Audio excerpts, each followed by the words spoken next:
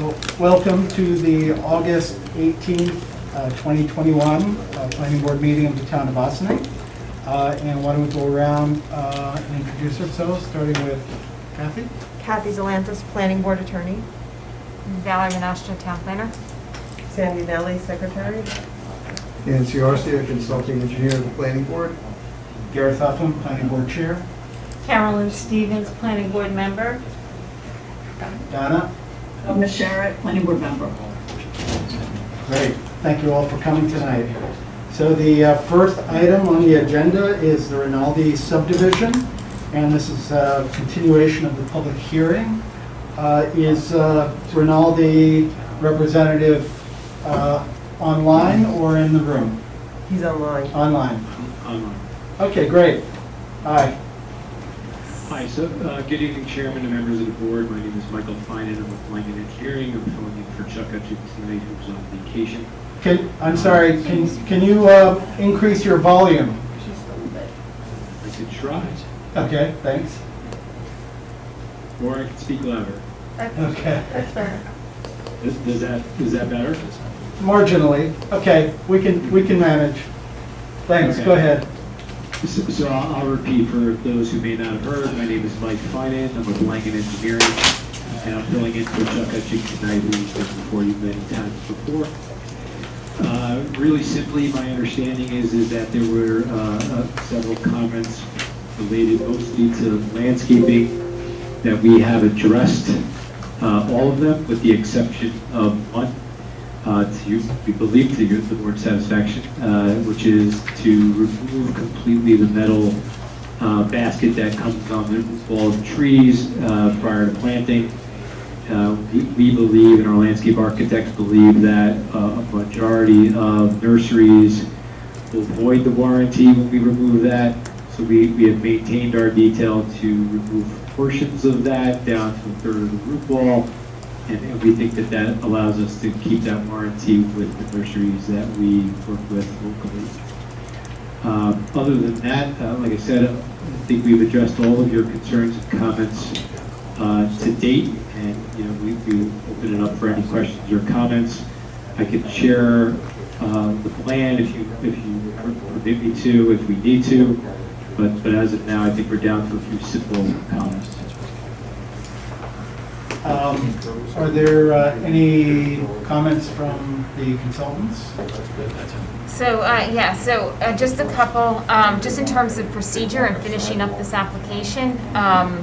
The town, the August 31st, 2021 town board meeting, the town will be discussing the dedication of the new road as well as the stormwater system for this project.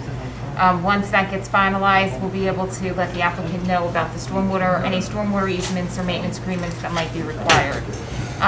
Also, as the applicant noted, there are still some outstanding, or a couple outstanding landscaping comments, and so one of the suggestions that I have for this board, also again in terms of trying to wrap up this particular project and bring it in for final resolution vote, to have our landscape ecologists in my office take a look at the notes on the landscaping plan and just review those and make sure that he's in concurrence to what is there. And then if there's any minor tweaks that need to be done to the landscaping notes, that we'd work that out over the next couple weeks prior to the next planning board meeting. Okay. I'm assuming that it doesn't make sense for us to do anything until after the town board. That's correct, but I'll turn it over to Kathy for her We to. really need the town board to weigh in on the dedication issue and the stormwater maintenance issue. Yeah. So we need to present that to the town board. But since there are meetings on the August 31st and the next planning board meeting is September 1st, we theoretically could have everything settled by September 1st. If I may ask questions relative to that, I think it's the applicant's position, obviously, that we would like this to be a public road. However, if it's decided otherwise, I don't know that we would be opposed to it. So I think regardless of the outcome, could this be a condition that whatever is decided at the town board that the applicant must comply with. So I'm just curious as to what would be the benefit to come back and have a discussion if we're willing to go either way. Well, I think if it's gonna be a private road, we have to require some kind of maintenance agreement, and we would need that to be a condition. Well, that could be a condition as well. So if we are to satisfy the town board's requirement, the only way we could do that is through maintenance agreement. So I would think that could be conditional of the approval. It wouldn't change the design, it wouldn't change the environmental impacts.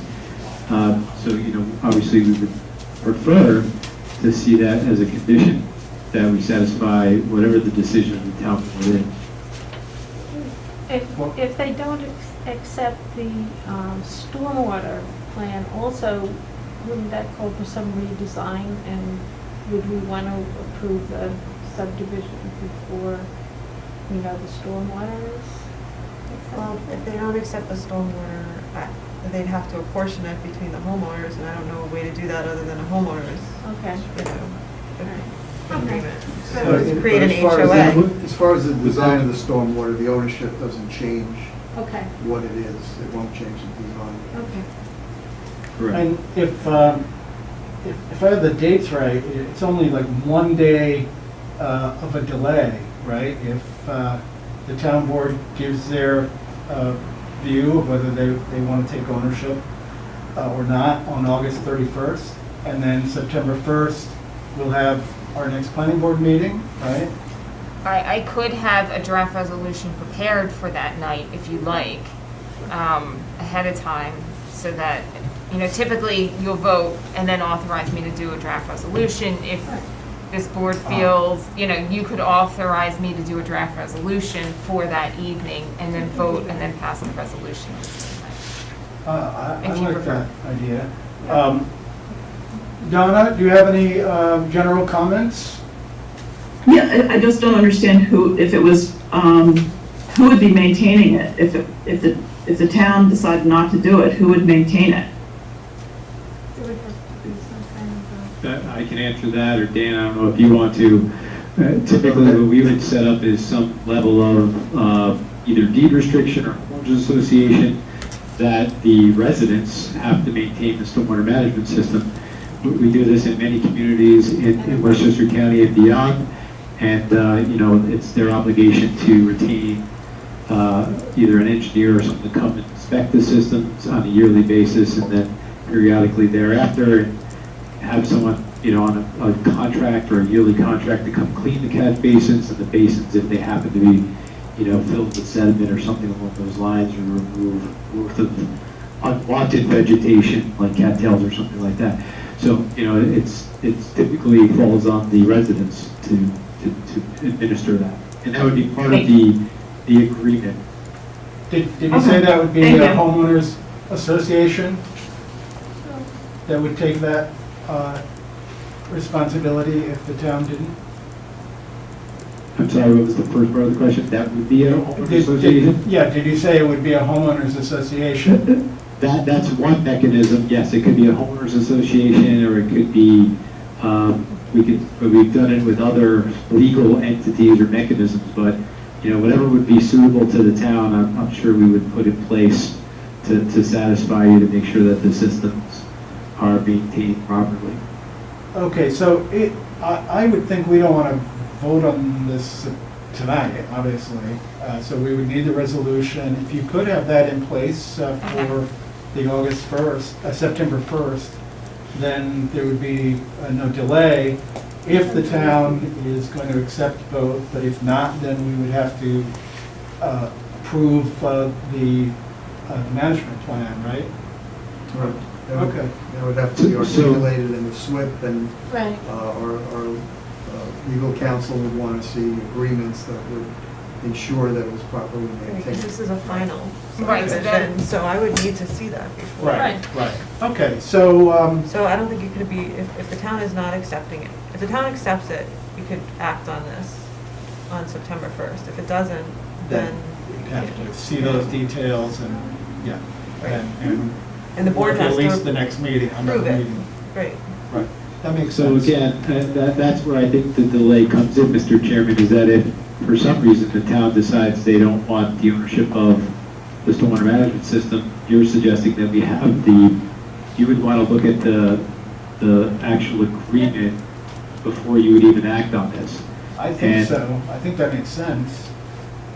Well, and I guess that's where, maybe we can have a conversation, because if that's a condition of approval, and we have to satisfy your legal team and others as to whatever that language needs to be, could that be also a condition of The issue is a building permit or something along those we're lines? not at a preliminary, stage here. This is not preliminary plat approval, this is final. So you'd have to put it on the plat, and we'd have to update the SWIP.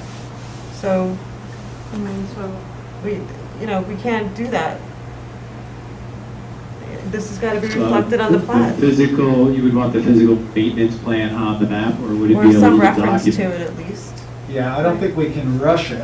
I mean, No, I'm not suggesting rushing anything. It's just that those documents they take a while to craft and draft and be reviewed by the various parties that have to review them. So, depending on everybody's timing to do that, it could delay the project that much further. well, While we could be at the health department and doing other ancillary permits that we need to do with a final resolution of approval that has conditions that we need to satisfy. I think, a decision path will become clearer after the town board discusses it on the 31st, and I think we ought to just, I mean, in the very least, the plat has to be revised Right. to reference that the road and the stormwater will be maintained by a homeowners association. So even if we don't need to finalize the actual document, there has to be a reference on the plat. So I don't know if that Right, can but be you- done between the 31st and the 1st, and the SWIP needs to be updated too. I would want that, because that's gonna be a document that's finally approved, but, the language of the Right. actual agreements. I mean, from my perspective, if the four corners of how we're going to manage this is worked out, I'm okay with the conditional approval saying what has to change on the plat. And Just that would come- referencing it on the plat.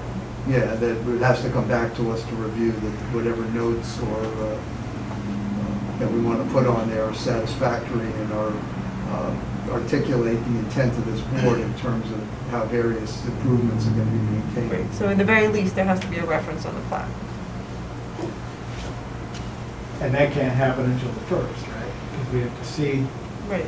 what the town does, whether it's even a relevant No, issue, right? but what I'm saying is, from my point of view, from the SWIP and so forth, those are things I have no problem if the board adopted a resolution subject to providing certain notes on the plat, revising the SWIP to the satisfaction, of the town engineer, stuff like that.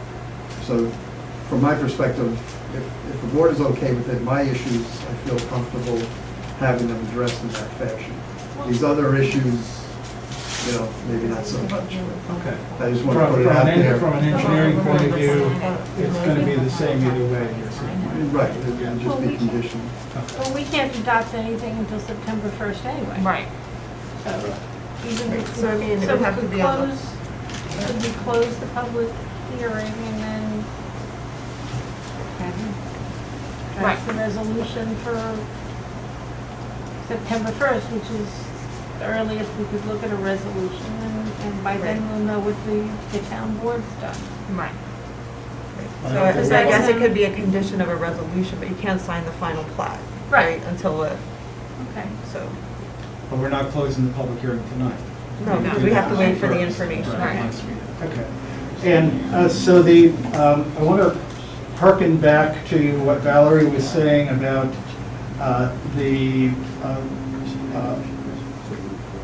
landscape ecologist at her firm reviewing the planting notes and if he makes any, if he says they look great, then that's fine. If he has suggested changes, will you agree up front to accommodate those changes? Well, I mean, we'd have to see what the changes are. Obviously, I can't agree tonight what they are. I think, Obviously, right. We'll try to work it out, you know, between now and September 1st. And then if there's any outstanding things, we can always bring it back to the board on September 1st. Okay, But so right. you're, Well, you and to your, the extent that we can have those comments sent to us in email, if they're simple enough, we'd be happy to make them so that Yes, we're I ready mean, to that'll present. be the plan. We'll send them to you prior to September 1st.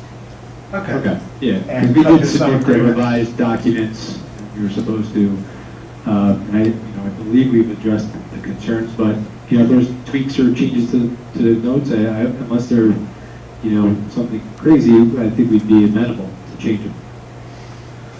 okay, I mean, speaking for myself, I think I'll be happy going with whatever you and the ecologist agree to. Is this something we should take a formal vote on? Or No, it was just, just right, an agreement? Are yes. you happy with that? Yeah. Okay, Donna, are you happy with that? Yes, I think that's a good plan. Okay, great. Let's see, so is there anything else for Rinaldi that's outstanding, or? We received a Oh. written comment from Jim Gursky, a neighbor, and, And I do have a For the couple record. comments. Oh, I'm sorry, go ahead, Donna. sorry. And after that, we have this, good, thank you. Yeah, so I definitely am going to defer to Valerie's landscape ecologist. I think that's a fantastic thing. But I would like to note that there still is no mention of protection from deer. And I just don't see how these trees are going to survive without having deer protection on them. So I would, if that could be brought forth to the landscape ecologist, I think that would be good, or if the applicant would agree to put deer protection on. I just don't see how they're going to survive. I also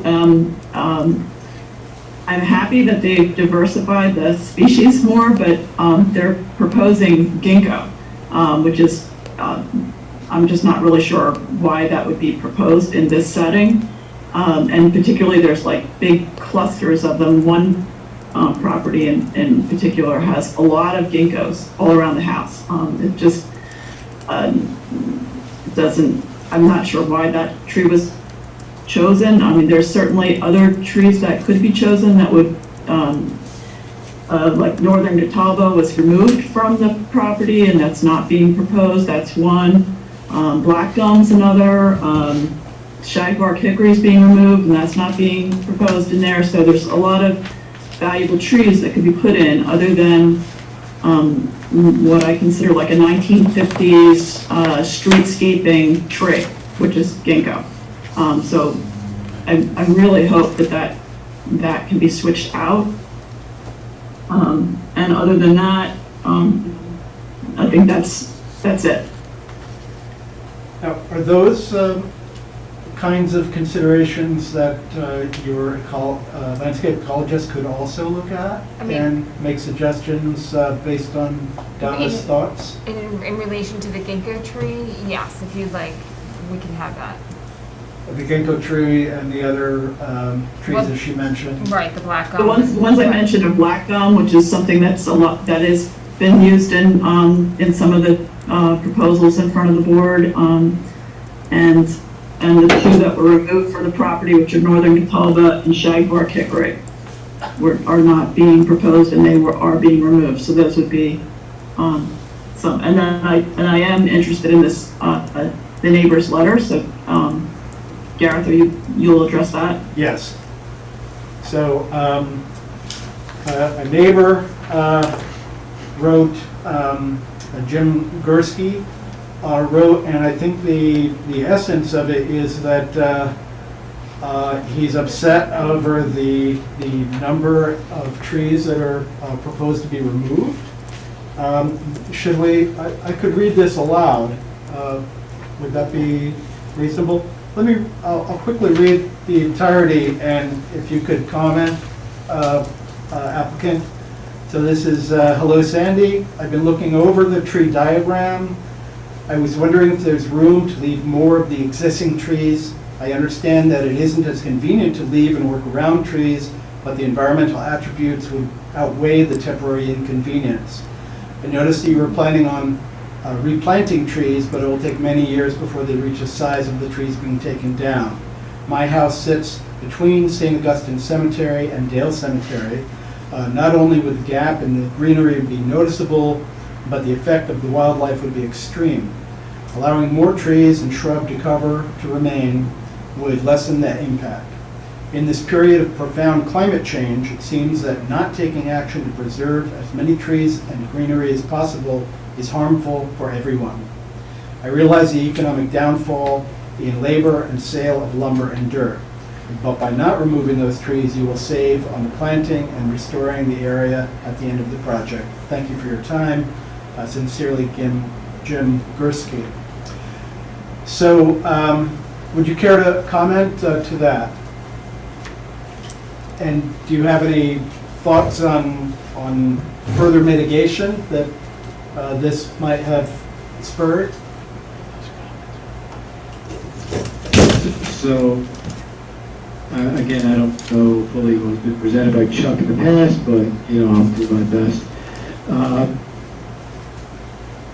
The development, as we propose it, minimizes as much as we can disturbance in the site, as best we can, given the program that we show here, the layout that we show. We always strive to reduce or limit as much clearing and grading as we can. But that's not always possible, and that's not always the case. But we are landscaping, and we understand that there is. You've frozen. No, I think everybody froze. Oh, everyone's frozen. Everybody's Okay. frozen.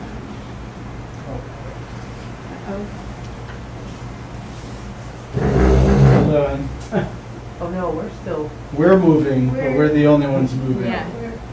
So we're local. Everybody else is, It's hard to tell if we can even be heard outside of the room. Okay. okay, We'll try to get back in. that's it. Okay. It'll reconnect, I think.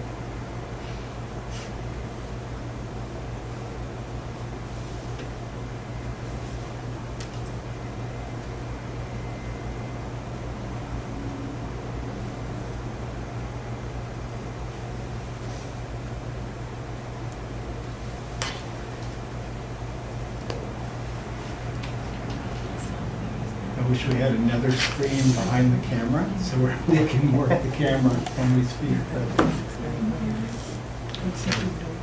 Common Zoom problem. yeah, back there.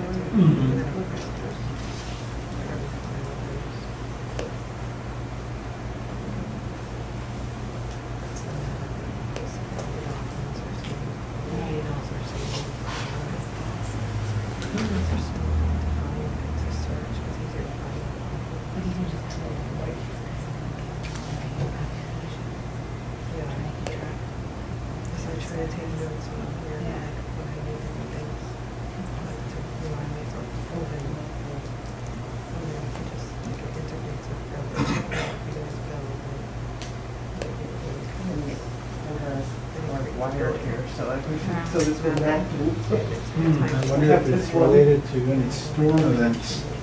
Yeah. There were supposed to be wild storms. We live in 5 o'clock, business mornings, so it's a pain in the ass. That's so like creep through on. Unknown Eric. Do you want to try, I know Kathy has a hot spot. Do you want to try her hot, is that working? Yep. It's working, because I connect to the, Sandy, you want to try connecting to her that's hotspot? the name and that's the password. I don't know.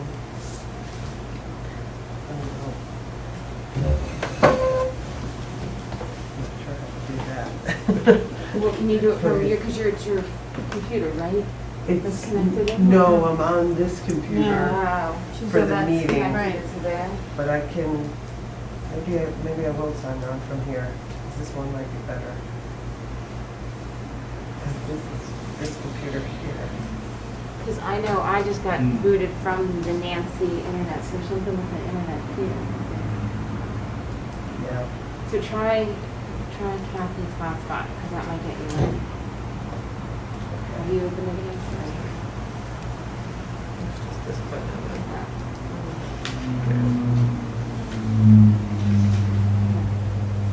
And then once it connects, it should indicate it connects. Yeah, do it. Yeah, you're gonna wanna go under, Oh, this one's no, that, Yes, indeed. Very frustrating. yeah, Yeah. click on that. Oh, this looks promising. Amazing.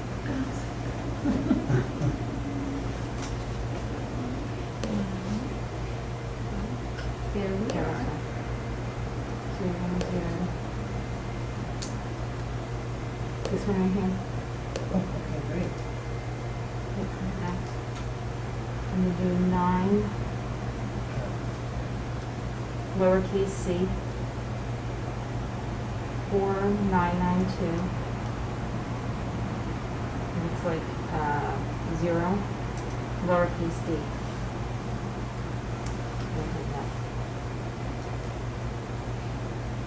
Okay, now press that.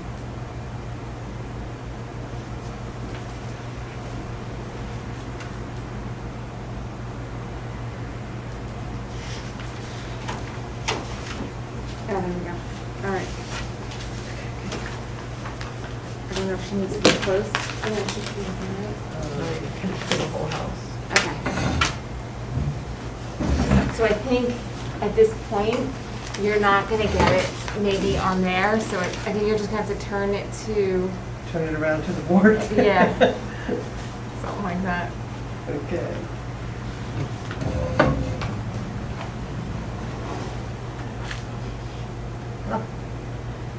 Oh, no. All right, we're getting a wave back. Okay. Donna? Can you hear us? Can you hear us? I'm gonna try to get back But on. we this can't one, hear, too. but we can't hear them. Right, so I Yeah, think maybe there the was, laptop's gotta be turned up. yeah, I'm just, Yeah, we can't hear you yet. We're working on it.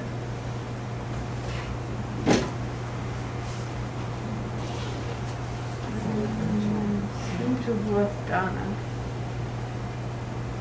yeah, Right on the yeah. screen. Oh, there she is. There she is, yeah. Okay. Good.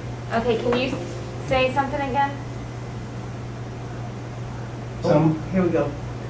Oh, is that? Mike, can you say Recording something? in progress. Hello? Okay. Hi, Donna. Hello. Okay, we hear you now. Mike, can you say something? I just turned the speaker all the way down. Okay. No, I think Mike, can you hear us? I guess. Did we lose everyone else? I think so. Donna, you can hear us? No, a lot of us are on. Who's speaking now? Okay, I think we just heard That's Mike. there. That's me. Mike, can you hear us? Yeah. Well, but the rest of the town board is not on, right? Correct, yeah, it looks like Sandy That's- is working to get that second camera up, but they still don't have audio.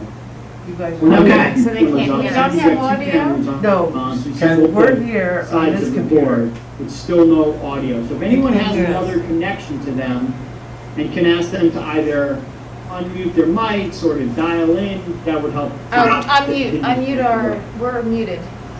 Ooh, Welcome I to- love when you see two cameras. Oh, okay. See Speaking the, now. Hang They on a have second. video on, so maybe they can Hold on. see, but we can't hear them. right. Can you hear us now? Yes. Okay. Yes. Great, okay, great. All right, I think we're back.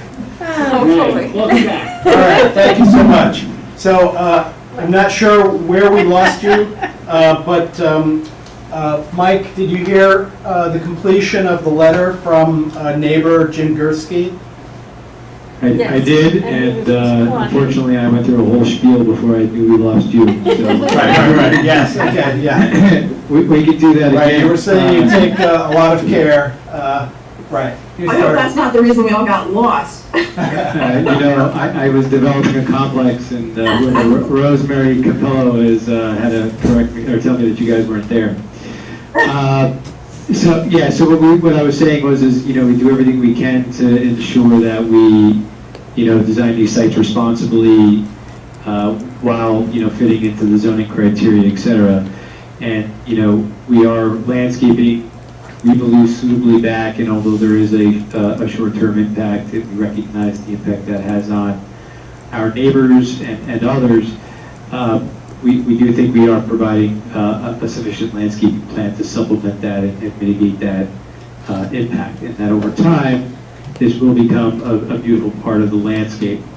I don't right now see any areas where we could, minimize or reduce or save additional trees. I think we've done that in as many locations as we possibly can, based on, our following of the preliminary layout and design that you all reviewed and approved, ultimately through all the comments and feedback that we've gotten from everybody throughout this process. Okay, So that's essentially where I'm at. Okay. So we will pass this letter along to the landscape ecologist at Valerie's office, and he can incorporate this into any comments that he might want to make suggestions and requirements. So Gareth, I have a comment about this. Go ahead. So my comment is, I'm going to respect that the applicant has, looked at every angle and is not taking any trees unnecessarily out. And I'm not an engineer, so I can't, there's no way for me to look at that plan and say, this, you can keep this tree that you said you can't. But this is why I've been fighting so hard to make sure that the trees that get planted actually become mature trees at some point. So that requires that they're gonna have to be maintained for several years.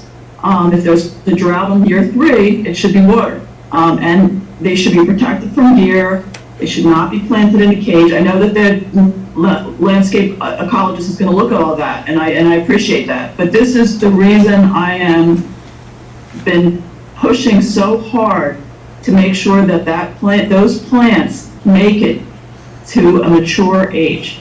So I just wanted that known, and I don't know if the neighbor is on the line, but that was my objective, that the planting plan, should the plants make it, it looks like it would be a good plan, minus the ginkgo, of course, but that would be the objective, and that's my concern.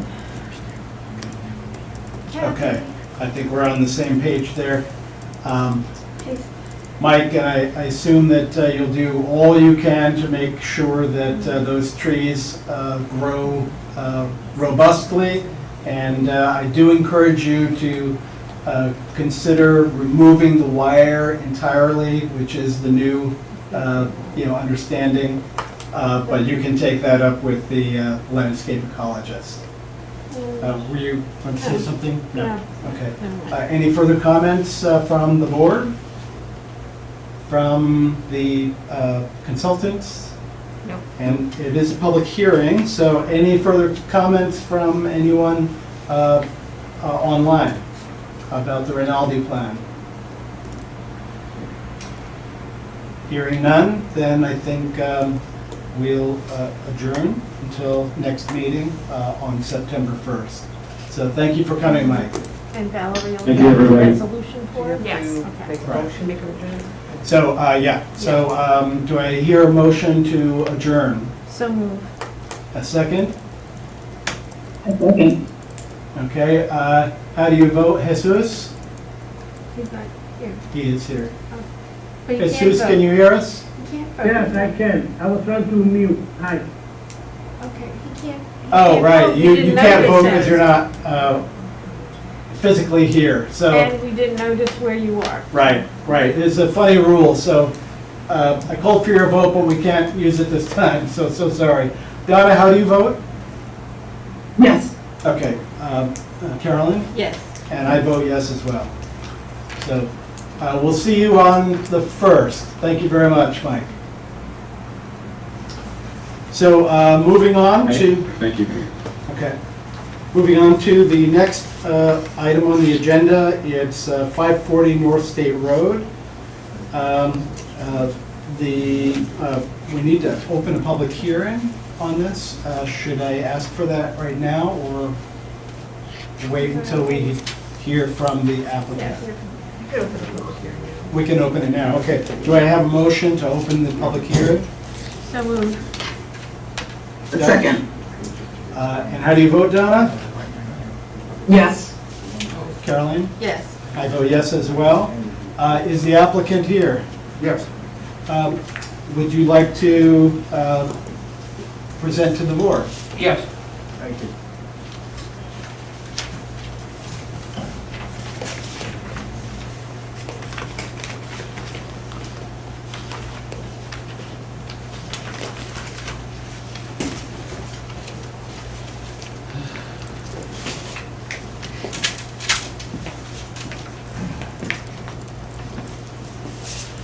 Good evening, members of the board, and Clayton Livingston, Port Casanathan International Group, and Chuck May, the engineer for the project. May I take off the map? Okay, thank you. Make it a little bit easier to talk. So we received comments from Valerie in regards to our last meeting.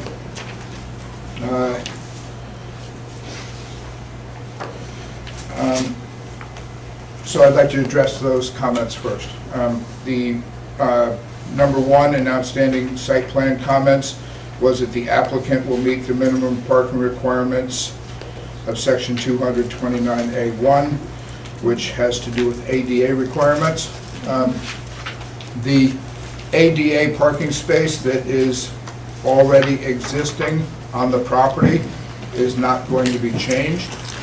It is already ADA compliant, and so it does not need to be further addressed. It is shown on the plan, and it is existing on the property. It's not going to be altered in any way. In number two, or in B of number one for parking, it talks about the parking areas for 20 spaces provide site access with two 10-foot lanes, and the site provides the measurements for each curb cut, both of which are less than 20 feet. The applicant is not proposing to alter the existing parking area curb cuts. However, the applicant proposes a one-way internal circulation of the parking area with a minimum drive aisle width of 20 feet. It is recommended that the building inspector review the proposed access. At our last meeting, we did propose that the entrance from North State was going to be shortened so that it would be more obvious that it was an entrance only. And we were going to keep it the same as the lane of traffic in either direction on North State Road, which would be 12 feet.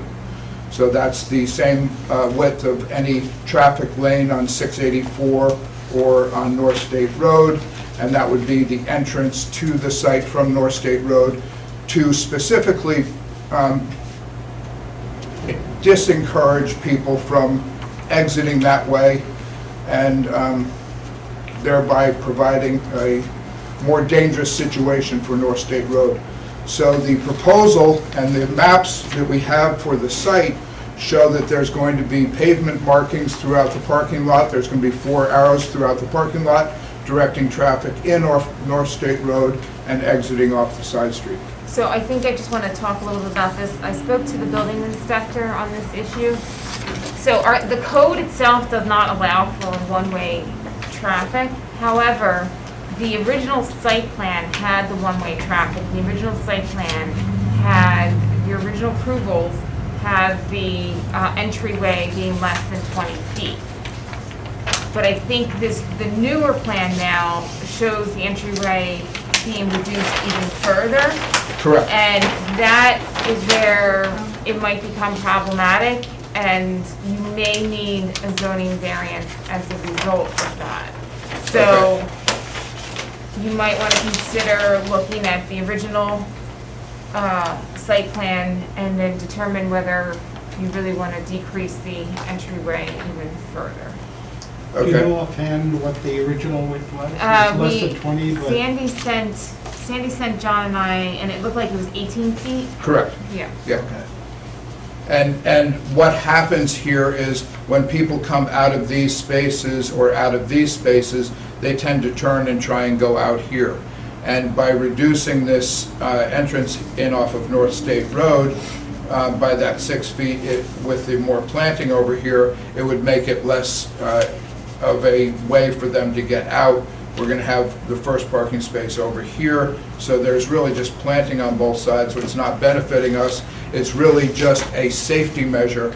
We have been there numerous times, standing in this place right here, looking at this catch basin and at these stairs, and seeing people try to back out or back out and turn around that way, and we've had to waive them to, and these are not the public. We have a pain management clinic and a dentist's office on the second floor, so between and then a physical therapist, chiropractor, so between those three businesses, they have a lot of people coming in from the street that are not actually tenants of the building or employees of the tenants of the building. So what we're trying to do is just minimize the traffic going in and out this way, because it would be difficult if in 18 feet for a car to exit that way with another car trying to come in, it would tie up traffic on North State Road.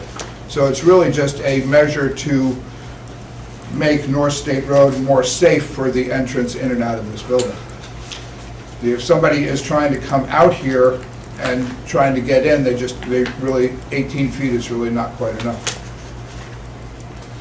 And we don't want to have anybody going out that way, because the way it's designed is for the arrow to be here, arrow to be here, arrow to be here, and arrow to be here going out. I'm looking I can apply for to your zoning note board on then. this, and I've got it Right, so I lost mean, I in think here. if this is something the applicant wants to pursue and the planning board, you know, likes the concept of the one-way, then they could potentially apply to the zoning board. Well, it's always been a one-way. The existing building has always been a one-way. It says exit only. The sign that is at the exit is historically always said exit only. So it's always been a one-way. We're just trying to make it more safe. We don't want people coming out and going out that way just because it impedes the flow of traffic on North State Road, but people trying to turn in on a road that's one lane in each direction. It's going to, you know, next thing you're going to know, you're going to want to have a traffic light there. Do you currently have signage on the inside saying, you know, wrong way, go back, or? Currently, no. We are willing to put that in. We have shown it in our plans. So we're going to have a sign that says entrance only on the outside and no exit on the inside, and then over here, exit only and no entrance. And it's going to be a small sign, as you guys proposed at our last meeting. It's going to be sitting about a foot off the ground. It's going to be 3 feet wide, 2 feet high, and it's just going to be a small inconspicuous sign like you see in a condo project or a hotel, where it's, you know, just a, right now the one that's there is 6 feet off the ground. It's like 4 feet by 4 feet. It's a huge big exit only sign with part of it painted over. It's leaning to the side, and we agree with the comments last month that it is kind of unsightly. So we are looking forward to providing with something along the guidelines that you proposed at our last meeting that would be more or less obtrusive. Right, so I understand that the difficulty is because you're changing, so the current code does not allow for one-way. The access width has to be 20 feet for the amount of cars that you're providing. Because you already have a site plan in place, John Hamilton said, as long as you continue with the access the same width that was originally proposed, you don't need a zoning variance. But if you're planning to reduce it even more, you're gonna have to go to the zoning board. Okay? Do you want to go to the? So stay with the what is existing there now. Don't change it, the 18 feet. What MKDA did.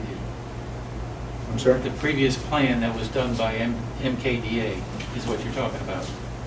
No, Yeah, the no, what's original- existing? Yeah. What's existing, What's the 18 existing? feet? What's existing, yeah. That was approved by, you got site plan approval for 18 feet. Yeah. That's what's You always don't been have there. to go, That- right, that- right, then you yeah. don't have to go for the variance if you maintain that. Okay. If you reduce it the width, you have to go for a variance. Okay, understood. So that's a So choice do you want, for do you to make. you want to make that choice, you want to get back to us on that choice? Well, from my experience, in order to go to the ZBA, we would have to have an endorsement from the planning board to move forward. And that's what we're looking for if you want to go in that direction. I think we're okay with just staying with the 18 feet. I think it's more expediency just to get through this. If that's what we have to stay with, and that's what you're saying we have to stay with, we're not gonna, we'd rather get this through. Right now, like I said at the last meeting, we're parking cars on top of cars and across the street and down the road, and, Okay. you know, so we just want to get the parking lot reconfigured so that it's more useful, so. So We were just, in keeping with that, we were just trying to make it more safe, but Okay. So if we you're understand. staying with 18 18 feet, will you lose a space on either side? No. not really, because this is a buffer and this is a buffer, we're just gonna pull those back Okay. to what they were, so it'll just be here and here. I'm sorry. This will just come up here, and this will come up here. Dan, do you have any thoughts on this issue?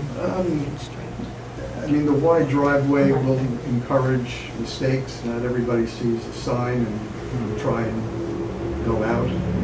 It's fortunately, a hard curved area that's a restriction would probably be a better deterrent to people going the wrong way.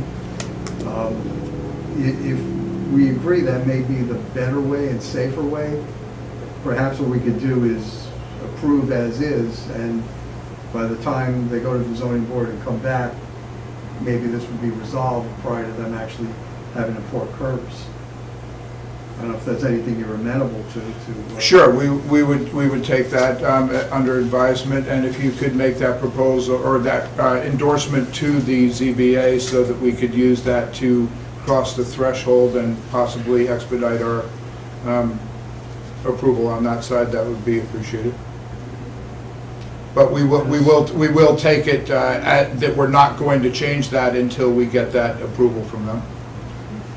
And again, part of our plans, we're showing the rumble strips and the handicap access being, extended, when we extend the sidewalks for you there.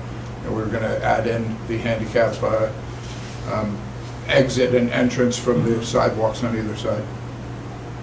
Okay. Can I just ask a question related to this? I guess would be to Dan. Does this reduced size, would that meet the requirement for the emergency vehicles?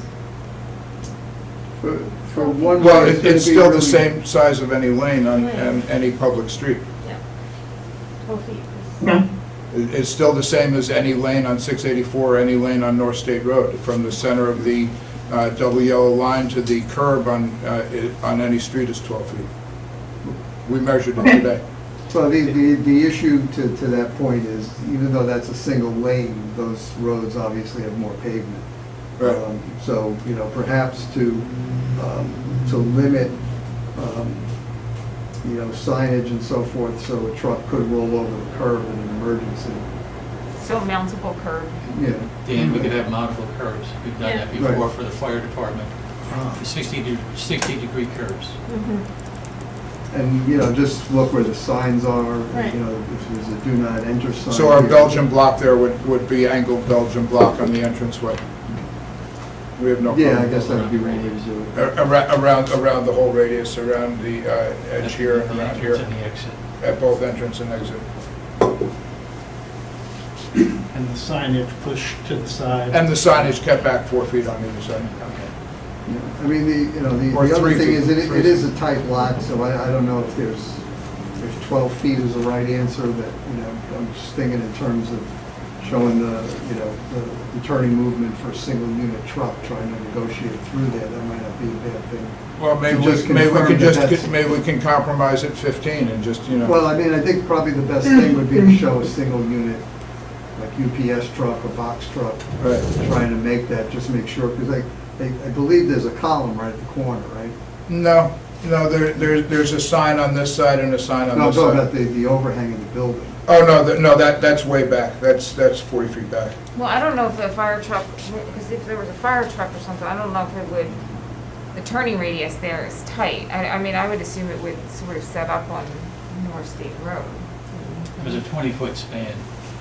Yeah, no, I mean, the fire department will get in there, no Right. matter what. I guess I'm just thinking more in terms of just the trucks, the regular traffic going in and out of there, just to make sure tightening up that radius doesn't, create a situation where trucks are always going over the curb. Mr. Simmons, we just put a turning template on there to address that comment. But does putting a mountable curb really solve that problem? Well, the only thing, if you do a mountable curb and the radius is too tight, I mean, for emergency vehicles, what you don't want to do is get this radius so tight that Yeah. the daily deliveries, those Right. guys are driving over and you just have a dirt patch with tires going all the Right. time. So we're gonna stick with 18, and you're gonna, for now, and you're gonna decide whether you're gonna go to the zoning board for approval of smaller, and whether that narrower is 12 or 15 is to be determined. I think they Sorry? wanted us to say that we approve the 12 feet so they can go to the zoning board with our approval. Right, So, so, question. so what do you, I mean, maybe the way to frame it is that we endorse them going to the zoning board and just leave it as providing a driveway width less than 18 feet as necessary to have regular delivery vehicles get in and out. Instead of deciding that 14 should be feet is the 12 right or answer 14. today, that, Right. 12 feet may be fine, the turning may be fine to get in what there. I mean, what when they point come is- we seek do a that? variance, they're gonna have to specify. Right. You know, you can't. Right. Right, yeah, But I'm saying to not have the planning board constrain them as to what the dimension is. Would to the do zoning that- board then ask for deliberations on what that dimension would be? Is that? I mean, I guess or would they send it back could to us? refer it to us Uh-huh. once you determine, what. I mean, I think that to expedite this, if you feel less than 18 feet, you can make that recommendation that, but I think you should pick a number. Like, So 15, does that seem appropriate? okay, if you think 15 feet works better for the plan and you're willing to endorse that, Dan, 15? Would that kind It's of solve kind of, your? I'm just trying to think of what the visual is when people Right. won't think to go that way. I mean, like common drives, sometimes we'll do like 16 feet, it's really tight for two cars to get by, but will Right. somebody think that it's okay? So, I don't know, maybe 15 feet's the right answer. That's 15, yeah. Well, is there a way to still maybe do it at 18 feet, but force, I don't know, kind of force the turn, or I don't know, no. No. We don't want to No, make the so turn you any don't more wanna make the- strict. Yeah. Listen, we're willing to take off 18 inches on either side for a total of 3 feet to Make it- to work with you guys, make if it that's something that 15. will expedite it and just get us through. I mean, we're here to work with you, not against you. We're here to, does 15 feet make it safer from your perspective? Or do you really need the 12? What do you, our concept was just for safety. Our right, con- so I'm asking, yeah. does the But 15 feet 15 accomplish, The- make it the more fif- the more 15 safe? Listen, No. anything will help to reduce the eye thinking that, they're going to be able to go out and have somebody else come in when they're going out. Right. I mean, if you're driving out through a 15-foot entrance, you're going to be seeing that nobody else is going to be able to come in. And with the signage that we expect to have and the arrows that we expect to have there, it is going to be, somebody is going to be knowing that they're doing the wrong thing and risking it, whether we have 12, 15, or 18 feet. So at the end of the day, we're just trying to make it more, because not everybody looks at the signs and not everybody looks at the road. We're just trying to make it more obvious that it was an exit and an entrance. I don't know, Kathy, I mean, but would a mountable curb making up that difference of the 18 feet still count as an 18-foot access? I'm asking you. I don't know, I'm kind of, so, you know. So if we went down to 12 feet and we kept our signs back on 4 feet on either side of the 12 feet, we're giving you the 20 feet And then with a you have mountable the- curb with a and mountable no curb, signs, is you know, that- so you is still that have 20 feet and they can roll over the It curb. doesn't have to be What 20 do you feet, it think? could just be 18. Right, well, the 18, I mean, even so, the Belgian block I'd is, like to see it drawn out. you know, Put a truck on there. if you're coming in with a UPS truck or a FedEx truck or a God forbid, a fire truck, the tires, we're talking about, you know, a Belgian block curb is all we're proposing, 4-inch height around the parking lot. If we're gonna put it on a 60-degree angle, it's not gonna impede trucks from Right. going up onto the, So my thinking is that these dimensions being discussed are kind of arbitrary. right? exactly, yeah, for us.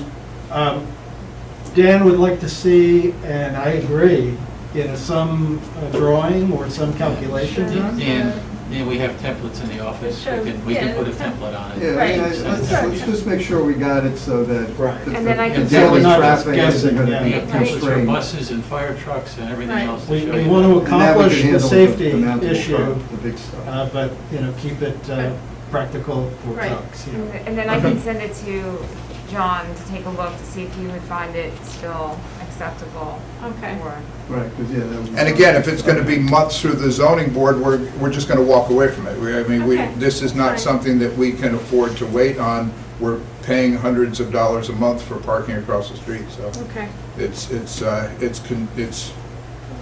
we're trying to get through this, not to, you know, take a step Well, back. I think it would be 18 feet, and see what happens with that. Okay. Cool. Okay. All right, Okay, next. so you will send the endorsement to the zoning board, but we will have a brief conversation with them and either say we're not going forward with it, or, you know, one way or the other. We have to submit an application if you're going for the zoning board. Okay, but you're gonna send the endorsement? We can send the endorsement, Okay. and I think coordinate with Sandy if you're actually gonna proceed to the zoning board. Okay. So I'm still confused about whether we have to send an endorsement with a specific number, or can we make it contingent Well, you can upon maybe- a later conversation between Dan and the applicant? You know, that Dan becomes convinced that it's been calculated and he sees the drawing and it proves. What if you made it contingent, what if you did the endorsement for no less than 12 feet, but, No more than 18? you know, no more than 18 feet? Well, we don't care. if Based it's upon, more. based Right. upon, Right. based upon the Yeah. town Right. engineers, Right. Basically, Right. okay. Right, and then we're not Continue. constrained by a number Right. prior to doing any Okay. analysis. I mean, I'm fine with generally, that, we have the zoning board act before site plan, so we approve what we know, we're approving a plan that's zoning compliant, right? Right. So, what I heard the applicant say, which we generally Right, do that he not do, doesn't is wanna they would wait. like approval of a zoning compliant plan, which we don't have in front of us yet. So you'd have to prepare a zoning compliant plan and to pick the 18 feet. And then,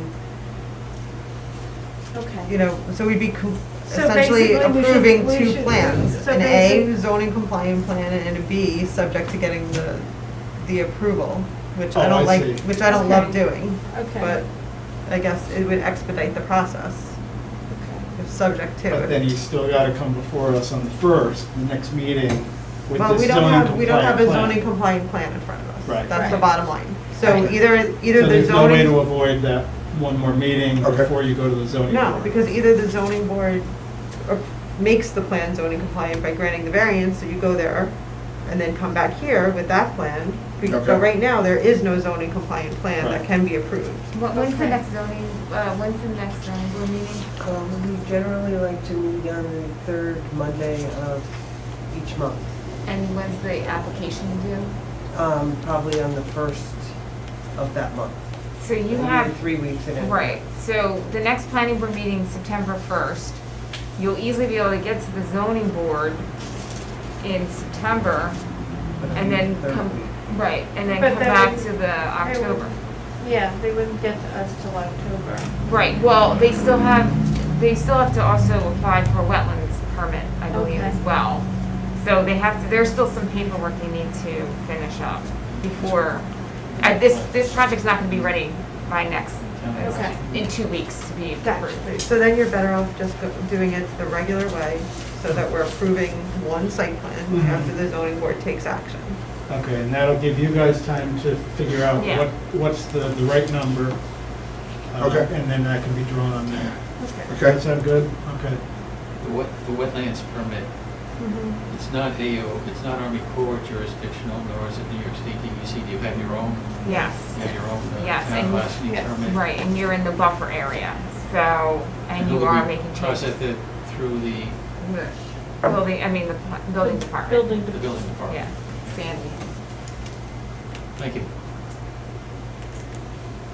Okay, so it's a building department, Permit. wetlands permit. Well, I think they just amend their planning. Well, they can, but they still have To to. check off Yeah. wetlands. Oh, But the, just, Yeah. for official. And do we have to renotice it for I don't know, wetlands? do we have to, right, we'll have to take a look, because you might have to renotice it for. did you see Dan's latest?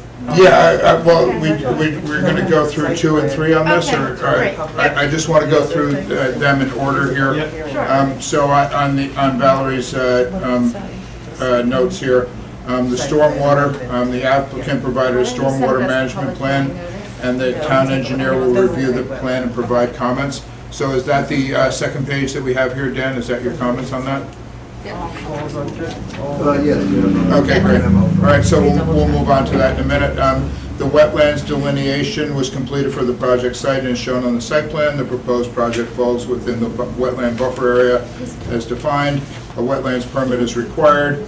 So we just determined that we're going to get that from Sandy and work on that. And the stormwater discharge will be directed toward the wetland area. And we're proposing a water quality and quantity stormwater management with the installation of a wet vault and storm filtration insert into catch basin number 2.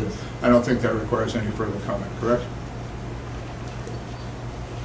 No. Okay, great. All right, so we can move on to Dan's memo from today.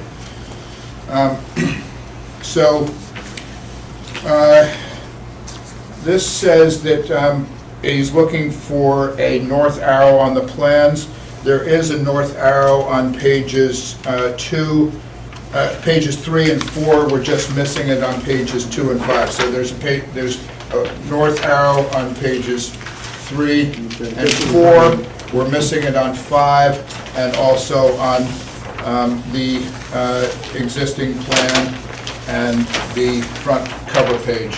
Or no, I'm sorry. I think it's this one.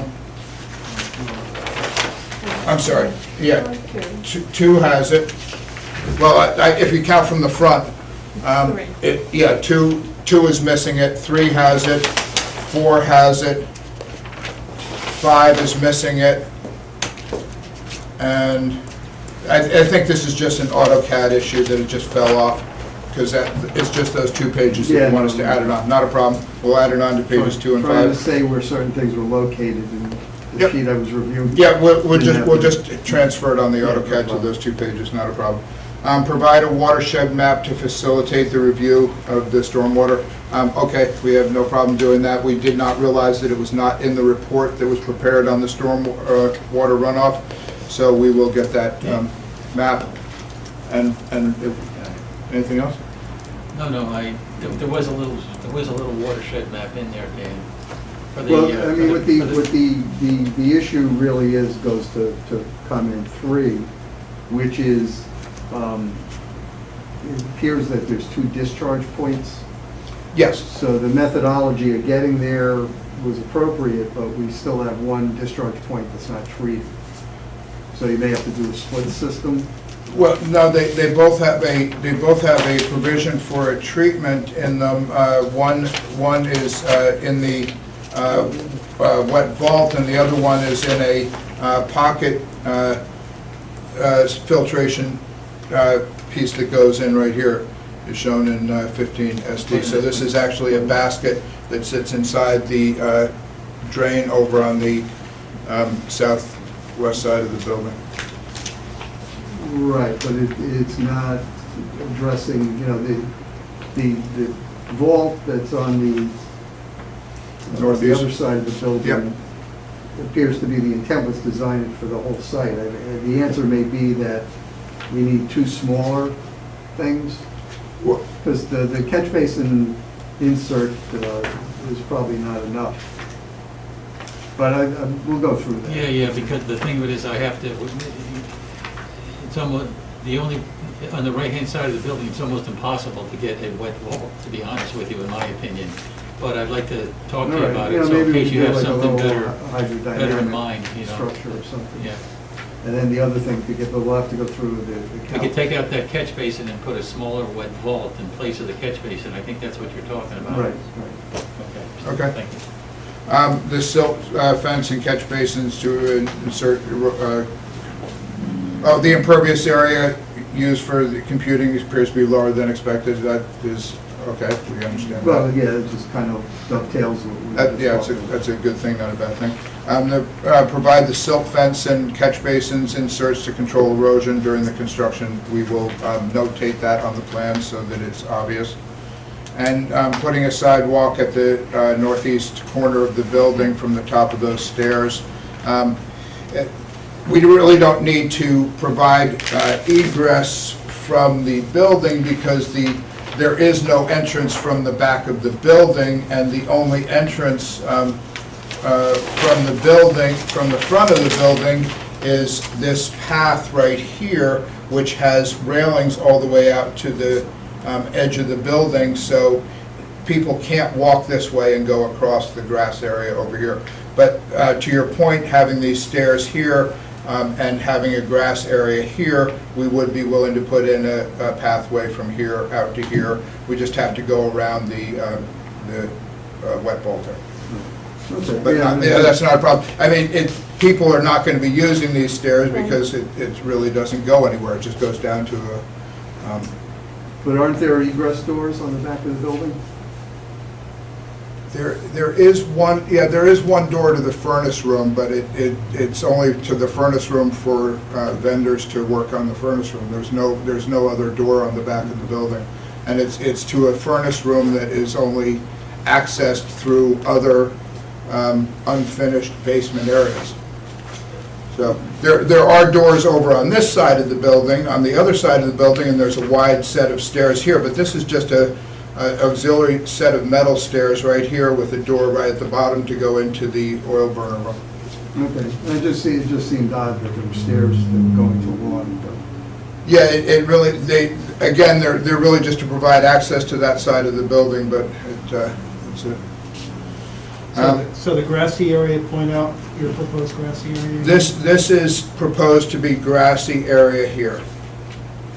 So this here and about 4 feet. Right now, it's gravel 3 feet off the building, so we're just proposing to, build that out a little bit more.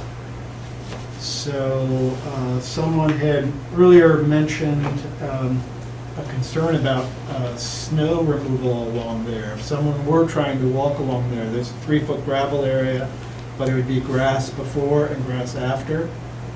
Would it make more sense to have like a permeable pavement or something? Is that, we were discussing this earlier, but I wasn't clear at the time where it was. Would you anticipate people walking along there to get to their... That's a planted area. Yeah, we were going to put plants So in that's there. going to be planted? Yeah.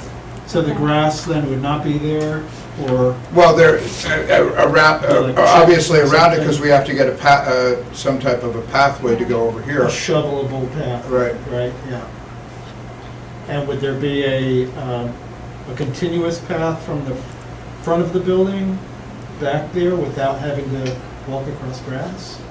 It's really a narrow space along here, and it's really not a walkable space. It's about 3 feet of gravel with this box right here is about a 24-inch window well that comes out there. It's not a place where people walk. Okay. All right, so I don't care either way myself. What are your thoughts? Yeah, yeah. And as far, I guess if the stairs aren't, if they don't fit into egress, then Right. you check with the building inspector, because then if they're infrequently used, then maybe it is better off just leaving as grass. Okay. It doesn't, Doesn't encourage Yeah, walkers. the other thing that was a little odd over there too is just how this overflow with the level spreader, because it seems like that's quite a drop over there from that other, from where the vault is. Well, it's gonna go down to where, that's gonna be on the lower level, that's not gonna be on the upper level. So that is for anything that comes out of that vault, that has to be dispersed down below, so that any sediment is gathered from, that doesn't get caught in the wet vault. We expect that most of the sediment's gonna get caught in the wet vault, but then we have these two swales here that will collect anything else, And the level spreader. Which the is- level spreaders. I guess what I'm missing is just the grade differential. That- From the parking lot to the back of the Well, building? say that where the vault is located, right, that's at the same elevation as the parking lot. But then you're going down a flight of stairs to get to the rear of the building. Correct, but the bottom of the vault is going to be within 3 feet of the grade in the back of the building. The vault is a large vault, 30,000 gallon vault. Profile shows in place. Yeah, I mean, I was looking at your profile A, Yeah, would kind of give you the impression that unless, yeah, the intent, Dan, is to have this is where the wet vault is located. And so therefore, when you make this turn, I put a clean out in here, but the intent is to follow the slope all the way down to this forebay. That's the slope of this pipe. And this is where the forebay would be, and this is where the level spreader would be. It's a stair that is gonna go down. In other but words, is the level spreader supposed to be down at the elevation of the wetlands? it's right, yeah, this is actually right down where the elevation of the wetland is gonna be. Okay. All right, that's okay. Yeah, I'm just not seeing how it, makes that transition from the vault down to the lower level, but. Well, there's a pipe that runs right parallel to the stairs, is right behind the building, and discharges into that level spreader.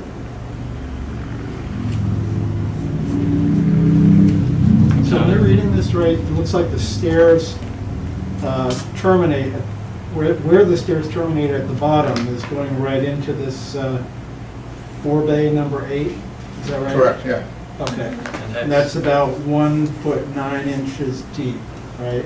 Correct. It's a stone, essentially a stone pocket. Where all So a the- stone pocket, Silted. gradual enough that it'll feel natural to walk on? It would feel natural to walk on. It's wide enough to walk on, and it's not something that is going to be filled with water except in a huge storm where, people are probably not going to be walking down there anyway, because the water's probably going to be up higher than, there anyway.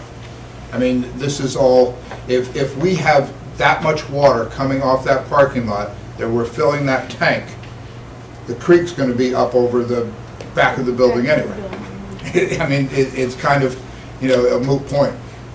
The amount of water that this wet vault is going to be able to hold is, That's 3,000 gallons. yeah, it's not that we're going to get that type of water runoff from this parking lot to hold for 3,000 gallons and not have the creek rise up to the back of the building. Just out of curiosity, what level of storm would it take over this point, what is it, about 0.4 or 0.5 acres? What level of storm would it take to fill that 30,000 gallon? Like a 1-year storm or a Well, 10-year storm? 24 hours in 1 year, 24 hours. 1 year, 24 hours storm. 1-year storm will fill that. But it'll always be filled. It's really there for water quality. So it's just to capture sediment. Okay. So once after the first storm, it should always have water sitting. Oh, so it has no function to moderate the... Attenuate. Right. To attenuate the It's flow. just for water Okay. quality. It's water quality only. Just for settling, okay. Any other comments on Nope. this? Any comments from the board?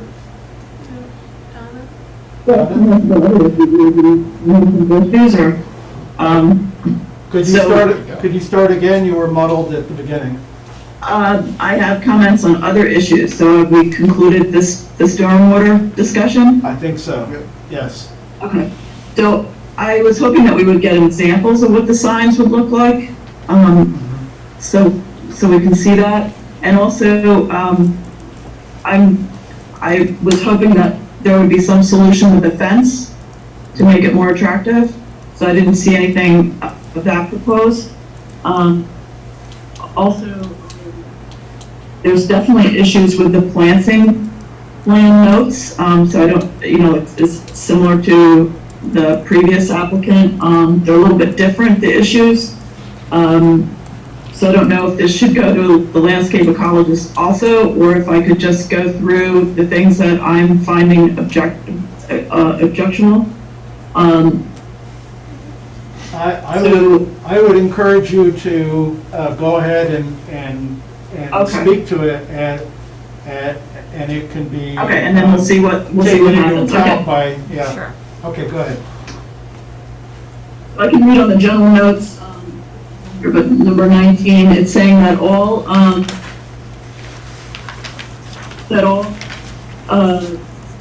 planting materials can be pruned. I don't really understand that. You're saying once you plant them, you're gonna be pruning them right when you plant them? No. No. Because they shouldn't be pruned for the first year. Of course not. I mean, that's, right, okay, so I don't know what that number 19 means. What does that mean? It just means we're not going to let them grow out over the sidewalk on North State Road or out into the parking area as had been the case previously, which is why the trees had been removed, Okay. is because they had not been properly maintained. So we just wanted to let you know that we were going to properly maintain any future plantings. Okay, great, thank you for that clarification. Number 20, we should definitely not be using peat moss. I'm sorry, I thought we had removed all of that. Right, okay. So that should be removed. Number 29, you should definitely take that burlap off. It doesn't really biodegrade for a really, really, really long time, so it will impede the root development.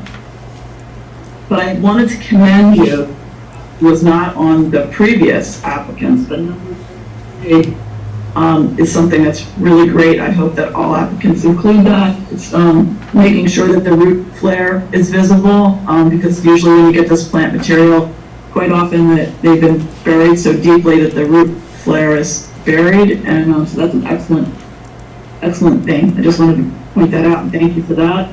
Go ahead.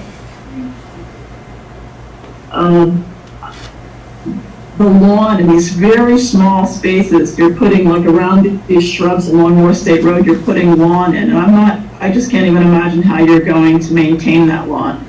There's such small spaces, like, you're gonna have to weed whack, I guess. It would only be with a weed whacker, and it was considered to be more maintainable than what has currently been used there in the past, which was either chips or gravel. So we felt that it was easier and better, easier to maintain the grass, to clean it, to rake it, and to use a weed whacker. Right, the problem in my experiences is those weed whackers are detrimental to the plants that are around the grass usually get whacked also. So it's actually better when it's such a tight space to use the mulch and just keep up with it. I mean, it'll be like twice a year maintenance as opposed to once a week. So that's my comment. I'll defer to your choice on that, but I just don't think that's prudent to have lawn in such small little. It's understandable. If we could just speak to that, our experience with mulch along public walkways and public highways is that it collects a lot of debris, and it's much more difficult to hand-pick that debris out piece by piece than it would be to rake it off of a lawn. And that's why we usually propose to use grass in areas like this. Along walkways, it's a little bit softer, easier to rake, easier to maintain. If we have to pick cigarette butts and bottle caps and papers out of gravel or mulch, it's time-consuming, arduous, and it's difficult to get anybody to do it, is what the problem is. Our maintenance guys, say that they think it's been clean, but, what they consider to be clean and what I consider to be clean is two different things. So having a grass area that we could rake is much easier to maintain and to keep clean and to, maintain. Right, yeah, the preferable would be like a ground cover, but I guess you'd be back. Yeah, It would be really great if people didn't put cigarette butts and bottle caps down. I mean, that would be and also with the water, it runs into then it gets moved into the parking lot, it gets moved out onto the sidewalk, it just becomes a nuisance and difficult to, it's really not twice a year that you maintain it, it's something that needs to be maintained weekly, like grass is much easier to do. Okay, so, fine. So I definitely have some problems with the plant choices. So I live like 1 block from here. So this is my home turf, and there are no ginkgo on North State Road, and it really is like something that like in the 40s and the 50s got planted along streetscapes everywhere, and now it's just overused. Asian plant. 7 of them along North State Road. I just don't think it works. It'd be really great if you could choose something else. Also, I went by just to verify, even though you're blocked from me, I just wasn't even positive, but I went over and verified that the utility lines are there, and that ginkgo is going to grow into that utility line, so it should be a shorter species. The ginkgos that we're proposing don't grow more than 14 to 15 feet, and they don't grow more than 4 feet in diameter. We're limited to a very narrow area there between the parking and the sidewalk. We're proposing the ginkgo for the specific reason for the way that it grows. It does not grow outside of a 4 or 5 foot diameter. It does not grow above 14 to 15 feet. We have the specs for the plant. If it grew any higher than that, it would be in the lines, because the power lines right now are sitting at 16.5 feet in the center between the poles. It'd be great if they could bury those lines, but I don't think that's happening anytime soon. North State Road would improve, the appearance would improve, unbelievably if they could just bury those lines, but that's not happening. So that there are, you could put in native hawthorns, and that would also not get tall, but I don't know if that would meet your width. I really don't like ginkgos. I mean, I just think it's just going to stand out like a sore thumb on. So I don't know if this is an A or B issue, but to have that on North State Road at really like a major, one of the intersections of North State Road, it's I just think it's a poor choice. And then the other thing, I mean, so Sandy did. I talked to Sandy, and she said that she definitely gave you the planting list that had like dozens and dozens and dozens of recommendations. So by the trash cans you're proposing forsythia, I mean, it's like another one that's like that's definitely not going to be like making anything look great in our neighborhood. I mean, forsythia is it's got like a 2-week window where it has color. The rest of the time it's just a messy looking shrub, or it's pruned in incorrectly and it looks like a ball and doesn't flower right. I mean, it's just you could put black chokeberry in there and it would be like something that would actually look pretty, and something like that a native plant that would look nice. And that's I would hope that you would consider something other than that, or 9-bore. There's definitely native plants that or something that's not forsythia. So that's my comment. So, and I would like I definitely want something done with the fence, because it's really unattractive. It only came up when, I'm not sure what was there before, but that is a new addition, that fence, and it's very industrial looking. So those are my comments. Could I interject and ask you, Donna, what was the tree that you proposed as a replacement for the ginkgo? Well, I just want to say, like, so this is a really hard place to plant, so I don't want to take responsibility for the success of any plants. So I'm just stating one thing that takes salt and is a smaller tree is hawthorn, native hawthorn. How do you spell that? Hawthorn.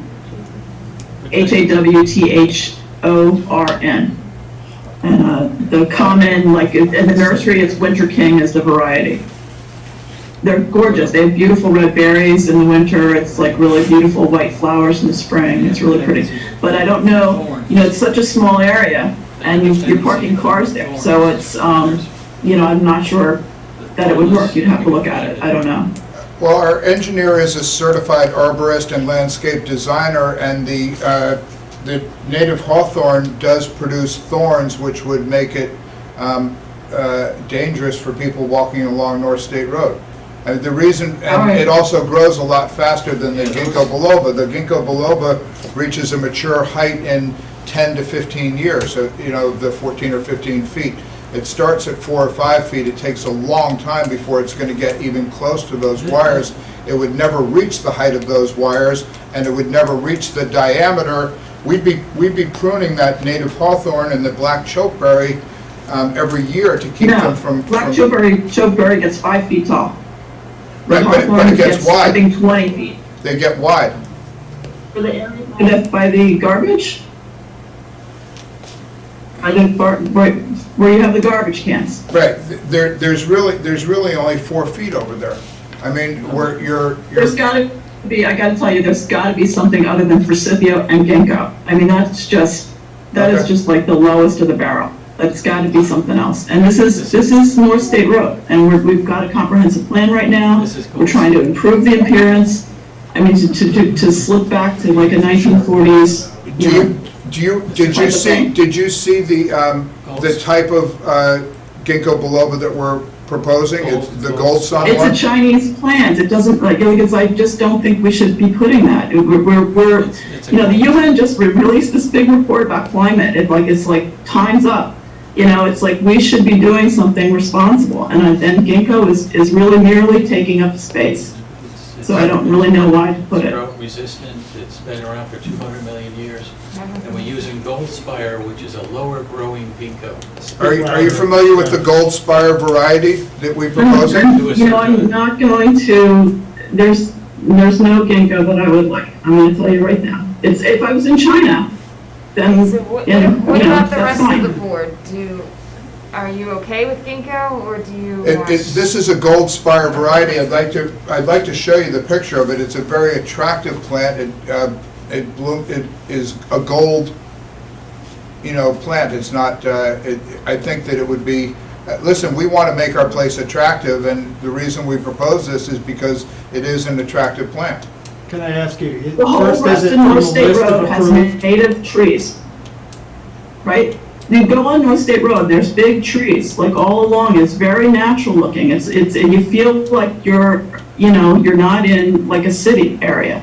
And a ginkgo tree, that kind of tree, is something that you would use in a cityscape.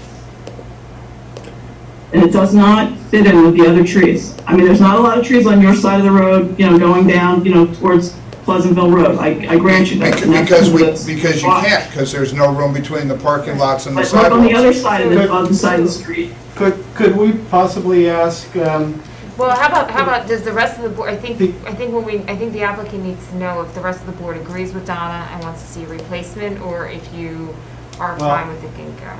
well, no, I would like to see an alternative Okay.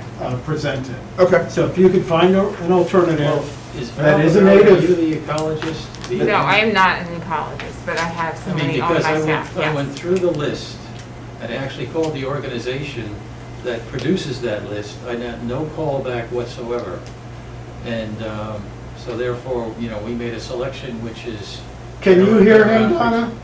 Yeah, so I don't think you should be wedded to that list, and I'm gonna say that, you know, if you came up with something that was not native but it had, you know, some, I don't know, I just think that you should look, it has to be salt tolerant, it has to be, you know, Drop resistant. You have to be able to park cars near it, it has to be small enough to be under the wires, but there must be, there's thousands of kinds of plants out there, there must be something.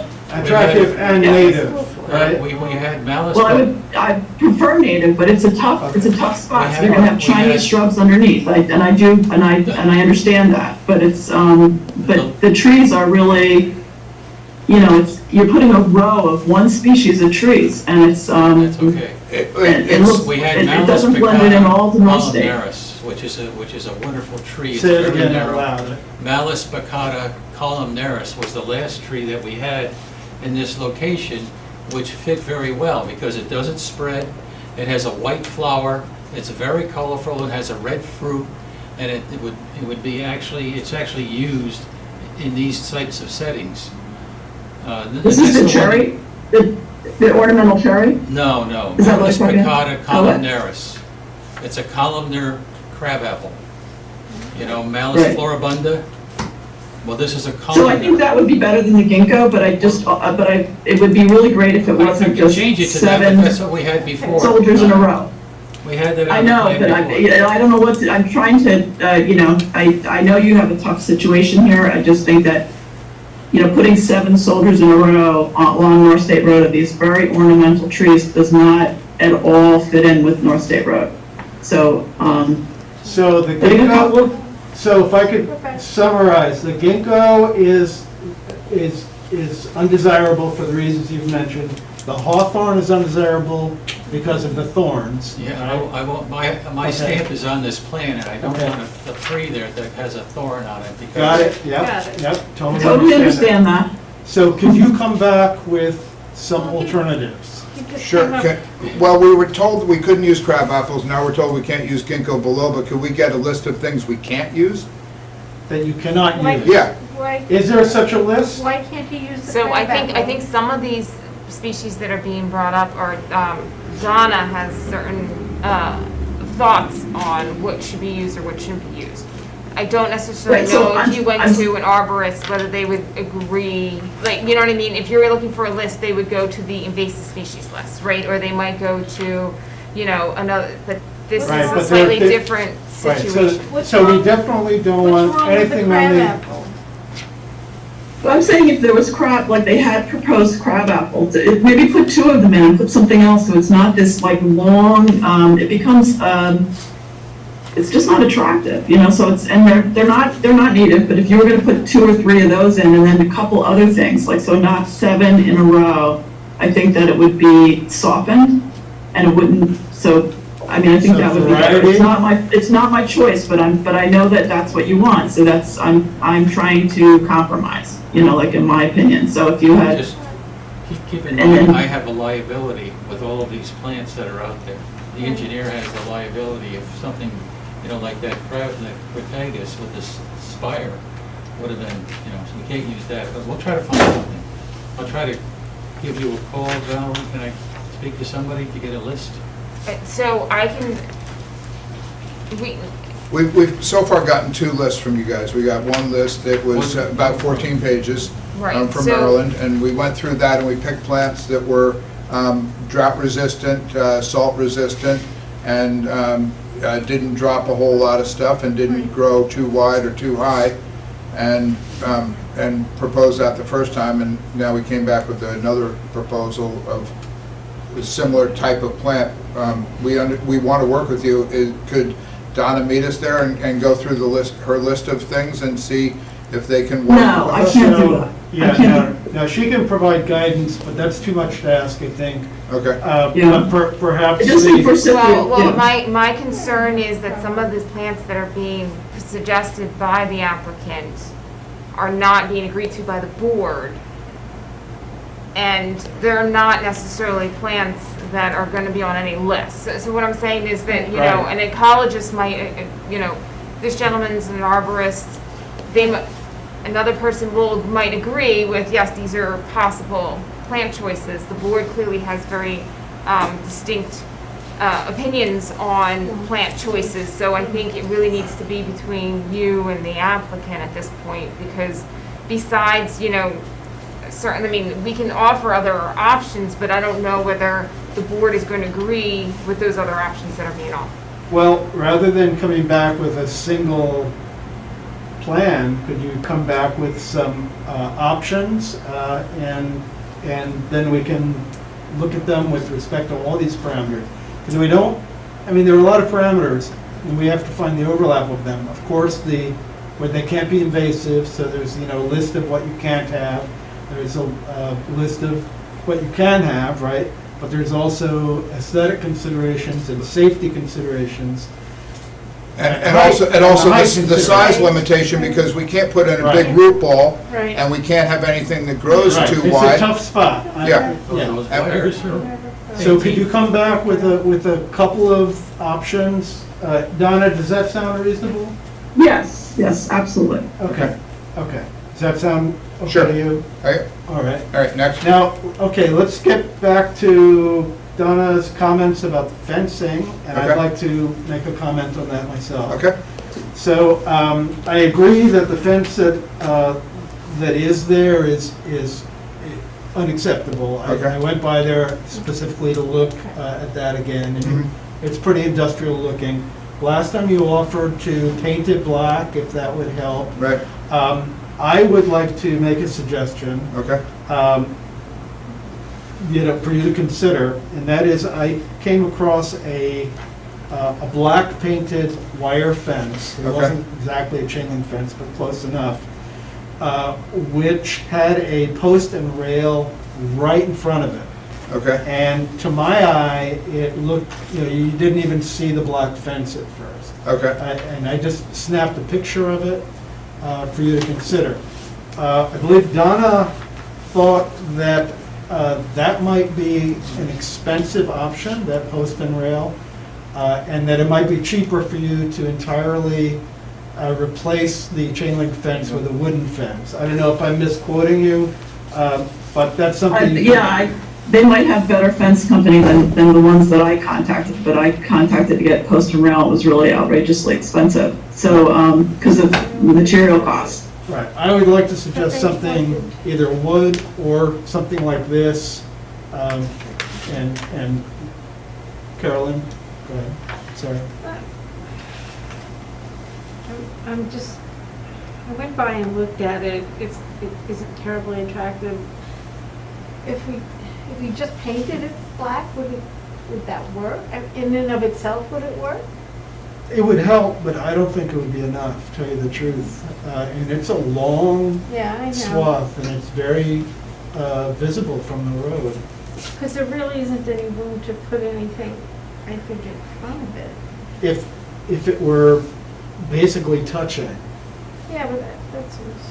the You only lose problem. 6 inches. Yeah, the only problem with this design is that the fence that's behind it would have to be attached to it, and it would have to reach a height of at least 6 feet. Right. And the reason being is I'm because, saying you could keep the existing fence. okay, Just say- paint it black and put a post and rail in front of it? That was my thought. Okay. But Is there going to be room for that? That's what I'm. It's that's what I was it's gonna be tough asking. to get it fastened in there. Right. We're gonna be probably coming out into the parking lot. I How, mean, how That's close to the what- property line did you put the Like fence?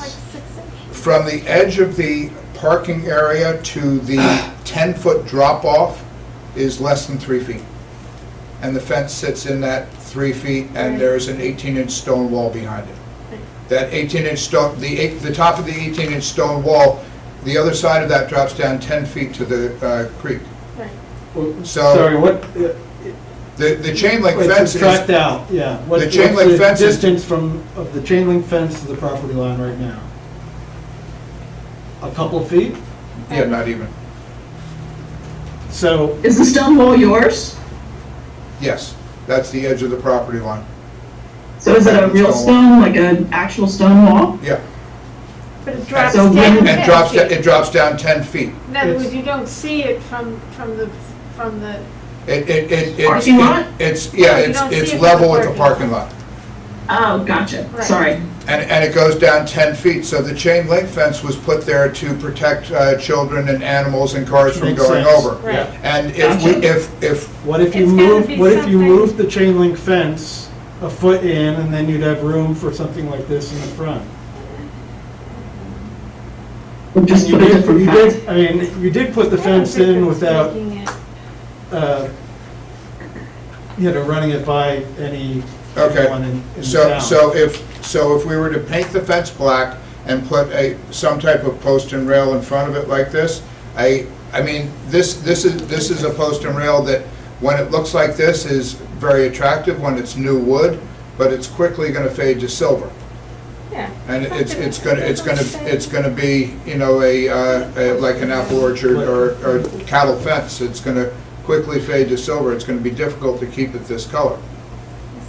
What are the other thoughts for how to make this better looking? I mean, if Well, it was I think painted, Painting it if it was black and see painted what black, happens. it would really disappear into the overgrowth, the growth behind it. It would Why do- fade into the shadows of the Paint overgrowth. it black quickly, let us look at. I mean, I don't feel like the split rail kind of does anything for it, really. I mean, Okay, I thought it was aesthetically a little more pleasing. yeah, And- but, Okay. I mean, you're gonna have cars parked in front of it most of the time anyway. I mean, nobody's. Sandy, can you do something about these? I'm seeing somebody and I'm not seeing the board. Is there any way to get those off the videos? Yes, Oh. Sandy? She can go to active What do you speaker. mean, you're not Thank the you, board? thank you. Yes, I don't know, I'm seeing somebody walk around the room, so I don't know who that is. oh. So for, I just feel like. If I could ask members, people in the virtual audience to put your computers on mute. We're getting background. And stop noise. video. Okay, whatever. So my problem is that this chain link fence went up, very recently. This is not something that was existing, and it's really unattractive. Like, I just feel if this was, this is my neighborhood. I think in other people's neighborhoods, they probably wouldn't want this either. So, but it's, and it is a residential neighborhood on both sides of North State. So, this is, I think that it should be, I think a wood fence would be suitable. Would you prefer a stockade fence? Yeah, something like that. So a wooden stockade fence rather than a chain link fence? Well, make it look attractive, like the little caps on the end post or something, like, so it's a little bit more attractive than just a stockade fence, but I think that would be, This is a 10-foot drop-off. We need to protect children and pets from going over the wall. It's going to be a 6-foot stockade fence instead of a 6-foot chain link fence. A 6-foot solid wood fence doesn't Right. automatically mean it's stockade. That's a Okay. style. All right, Yeah. so you're proposing a polyvinyl chloride? No, wood. Okay, It's gotta be wood, okay. in my opinion. yeah, and I think that having spaces between the wood, like, so it's still, it could be a 6-foot fence and not be stockade, it's like, I think it could be, I think you should bring us some examples of a fence that wouldn't be too outrageously expensive, but would be more attractive than what's there. I think that's a good idea. And then also maybe an image of what the black chain link fence looks like, and then, and we'll have the option to look at that. Send it to you. Because maybe that is the best option. That's fine.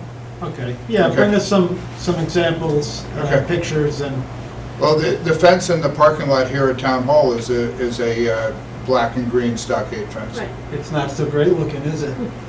No. It keeps the kids in the field and the cars from going through it, though. Yes, it does. And that's what we're trying to do. So we can work on some type of a wood option. Okay, Thank you. yep, thank you, that's good. Is there anything else, any other comments from the Can I keep board? this, or do you want You that? can keep that, sure.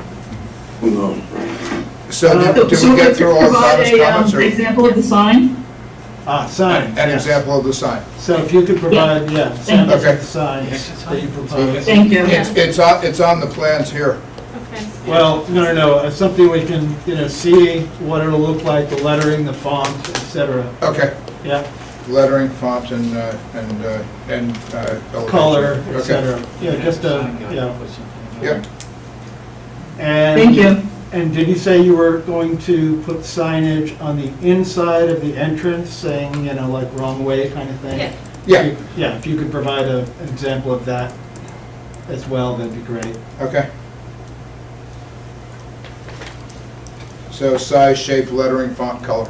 Yeah, Okay. good. Anything else from the board? Okay, it's a public hearing, so I'd like to ask if there's anyone in the virtual audience who would like to make any comments? Hearing none. Any further comments from the consultants? No. Okay, so with that, do I have do I hear a motion to adjourn To adjourn the public hearing. until Until September September 1st? 1st. If that's adequate time? Is that Okay. time- Is that time for you guys to get back to us? Absolutely. Will we be able to be on that meeting? Sandy? I know usually we have to get stuff in 2 weeks ahead of time. That doesn't really give us the normal 2 weeks, That would does it? probably be next Monday. Okay, so if we could have everything in by Monday? Okay, no problem. Great. And more information is always better if you're ever wondering. Bring it in. Yeah. Thank you very much. Okay. We'll provide alternatives, not a problem. Excellent. Okay. Oh, wait a minute, we didn't have a vote? Oh, yeah, you need a second. Second, to. I'll second. Okay, and how do you vote? Yes. Yes. Yes. Yes. Okay, and I vote yes as well. Thank you very much. Thank you very much for your Okay. time and consideration. See you next time. Okay. Okay, next on the agenda is Armstrong from 593 North State Road, and I understand you have some thoughts and/or materials to present to us, is that correct? Yes, that is correct. That's why I made sure you. Right. So, can I share my screen? Is that possible? I think so. Yes. Okay. Okay, so, can you all see the, what I have up? Yes. Okay, Yep. so I just want, Not easy to see, right, yeah. Go ahead. It's small, so yeah, if you have a cursor, please orient Yes. us. so I just kind of want to start and kind of go over the project history a little bit. Back in 2018, we had received site plan approval for Armstrong Plumbing to take over this existing two-story residence, and it had been, the zoning had lined up for it. At that time, we were proposing new parking spaces that would be built up with a retaining wall, and there would be stormwater chambers to service that. We had prepared all the, necessary plans for that. After we got the approval, construction started, we learned that there was in fact a water main on the property. We thought it was a water service line, that's how the survey classified it, but we learned actually by digging it up that it was a water main, which was confirmed by the village. There isn't an easement for this water main currently, and that's one of the reasons it wasn't picked up, is we were all kind of shocked to find it. So, pretty much since that time, construction had stopped, and the applicant had gone to kind of stabilizing the site as best they could, and since that time, we've been trying to secure an easement for the water. We are now that we feel that is about to be completed, we are amending the site plan to reflect the changes that are necessary to put this easement in place to accommodate this water main. So we're just going to kind of go through. So this is kind of the site as it is now. The stormwater chambers were installed, but there is currently nothing really. They're not really connected to anything. They are there, but they are awaiting the rest of the project. The area, which you can call the cursor, you can see, this was the area that was going to be disturbed for the construction of the new parking area and the retaining. That area has effectively been regraded pretty much back to the existing grade, but it is now covered in gravel, and it's being used by the applicant temporarily as parking for their business. We are looking to kind of go back very similar to that original plan with some notable changes. The retaining wall is coming out. As I said, with the water main going through the site, you can't put the retaining wall on top of that. And therefore, we're going to have to move some things around to get rid of it. So the parking lot's actually shifting a little bit further towards the rear of the site, but it allows us to rather than put in a retaining wall, just grade out the area around it. We will be connecting, as we do in the past, the parking area to that those already installed stormwater chambers. So that will remain the same. And really, most of the project remain the same. One of the other changes is that instead of paving the parking area, it will be gravel or item for not asphalt is very well. We haven't prepared all the documents yet. We will be submitting them for the next planning board meeting.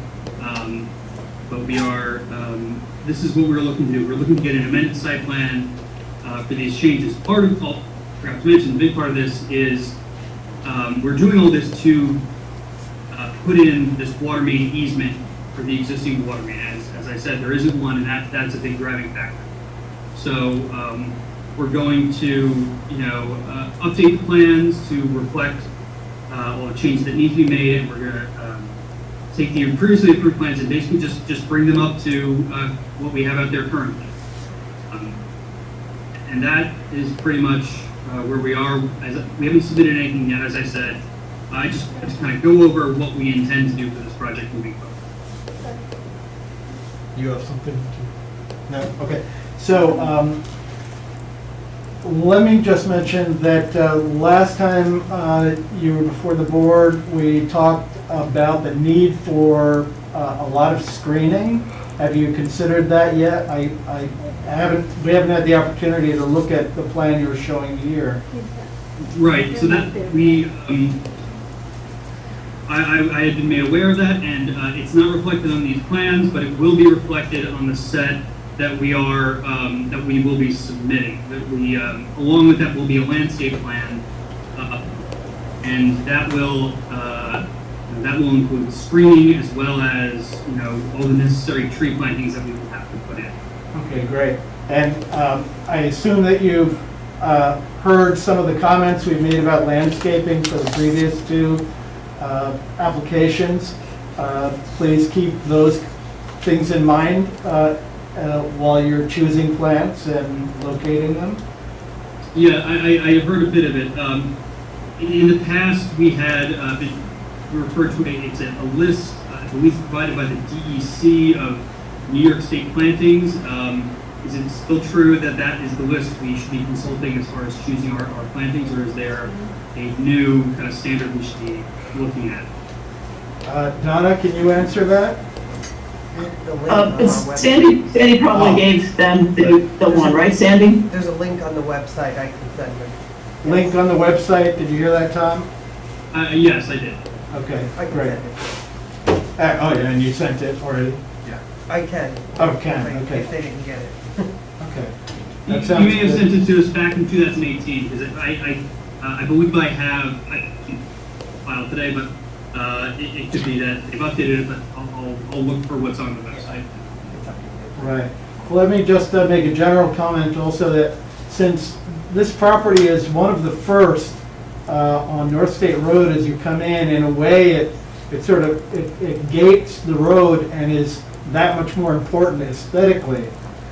So please do keep the aesthetics in mind from the road.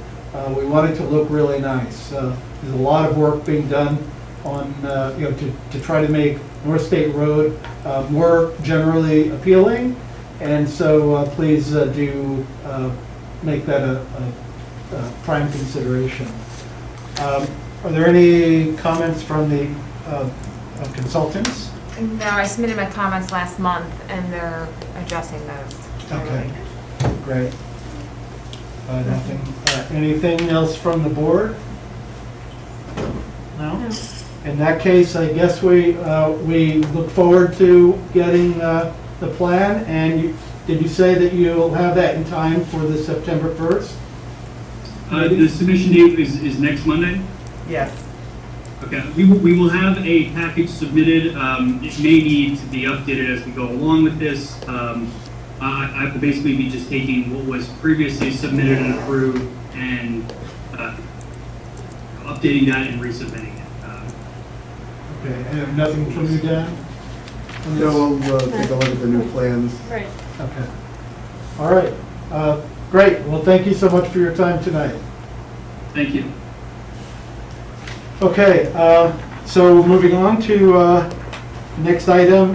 It's a architectural review for a new single-family residence on McCarthy Drive. Is the applicant here? We're here. Great, great. Welcome. Would you like to make a presentation to the board? Sure, so should I, you guys have the plans or should I use my screen? Both. Okay, hold on a second.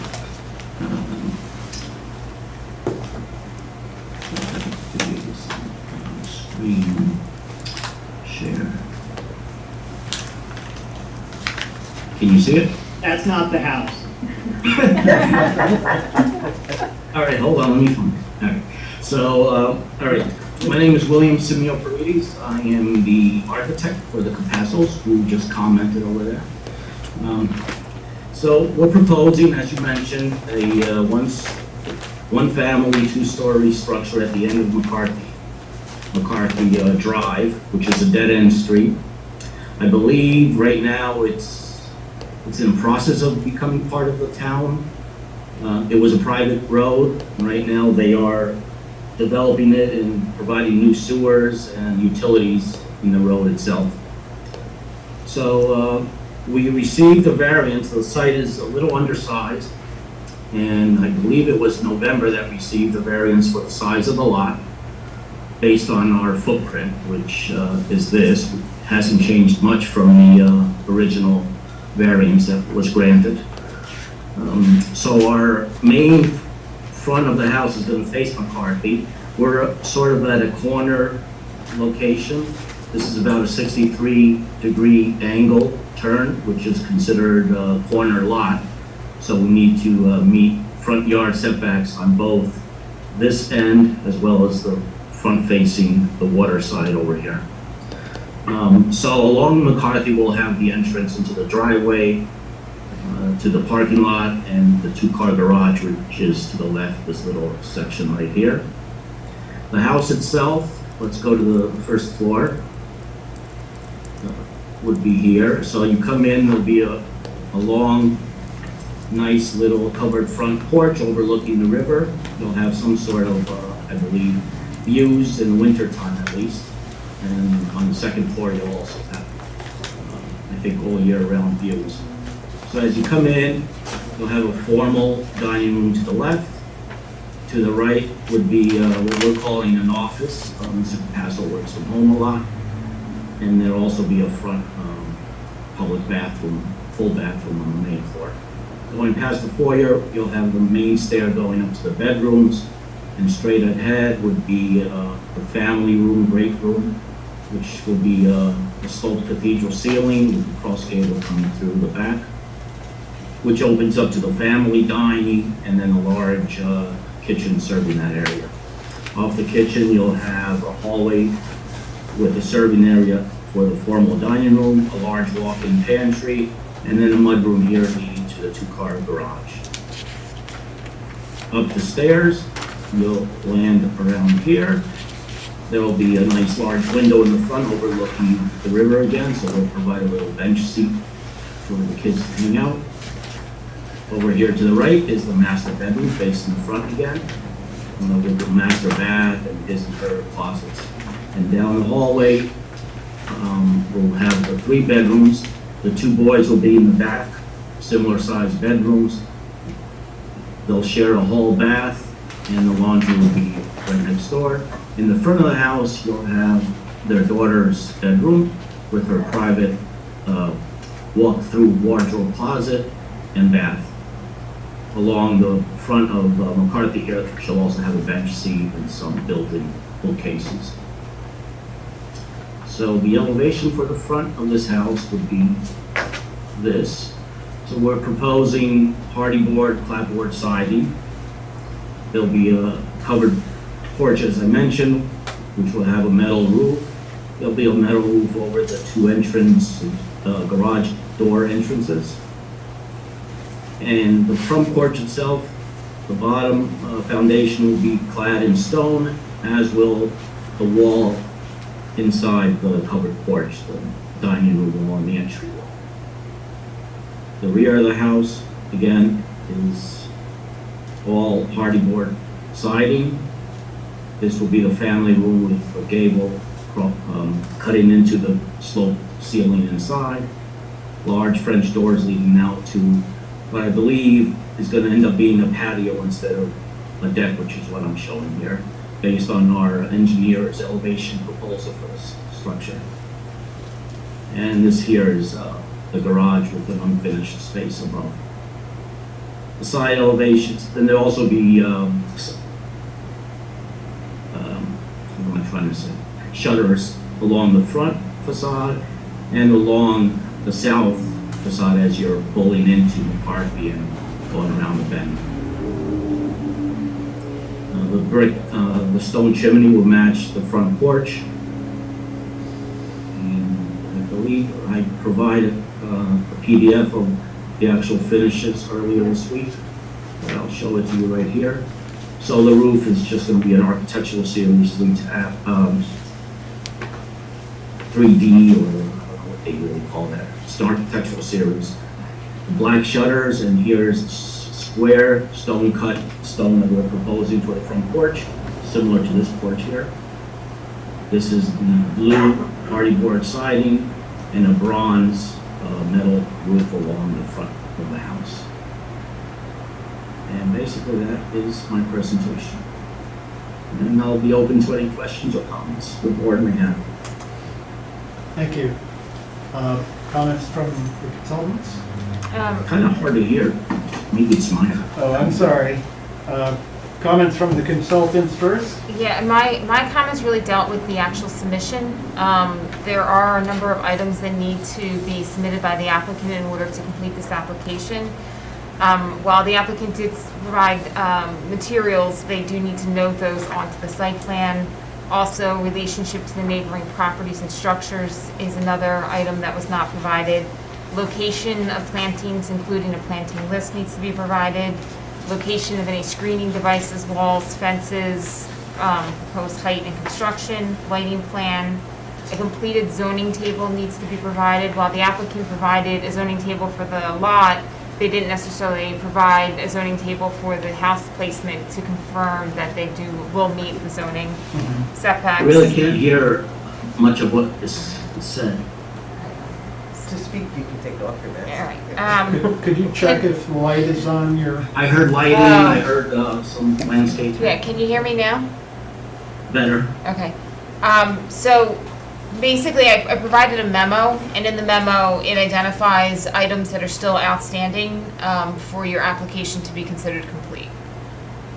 I don't remember seeing a memo. I think Sandy sent me something for the code requirements for site plan approval.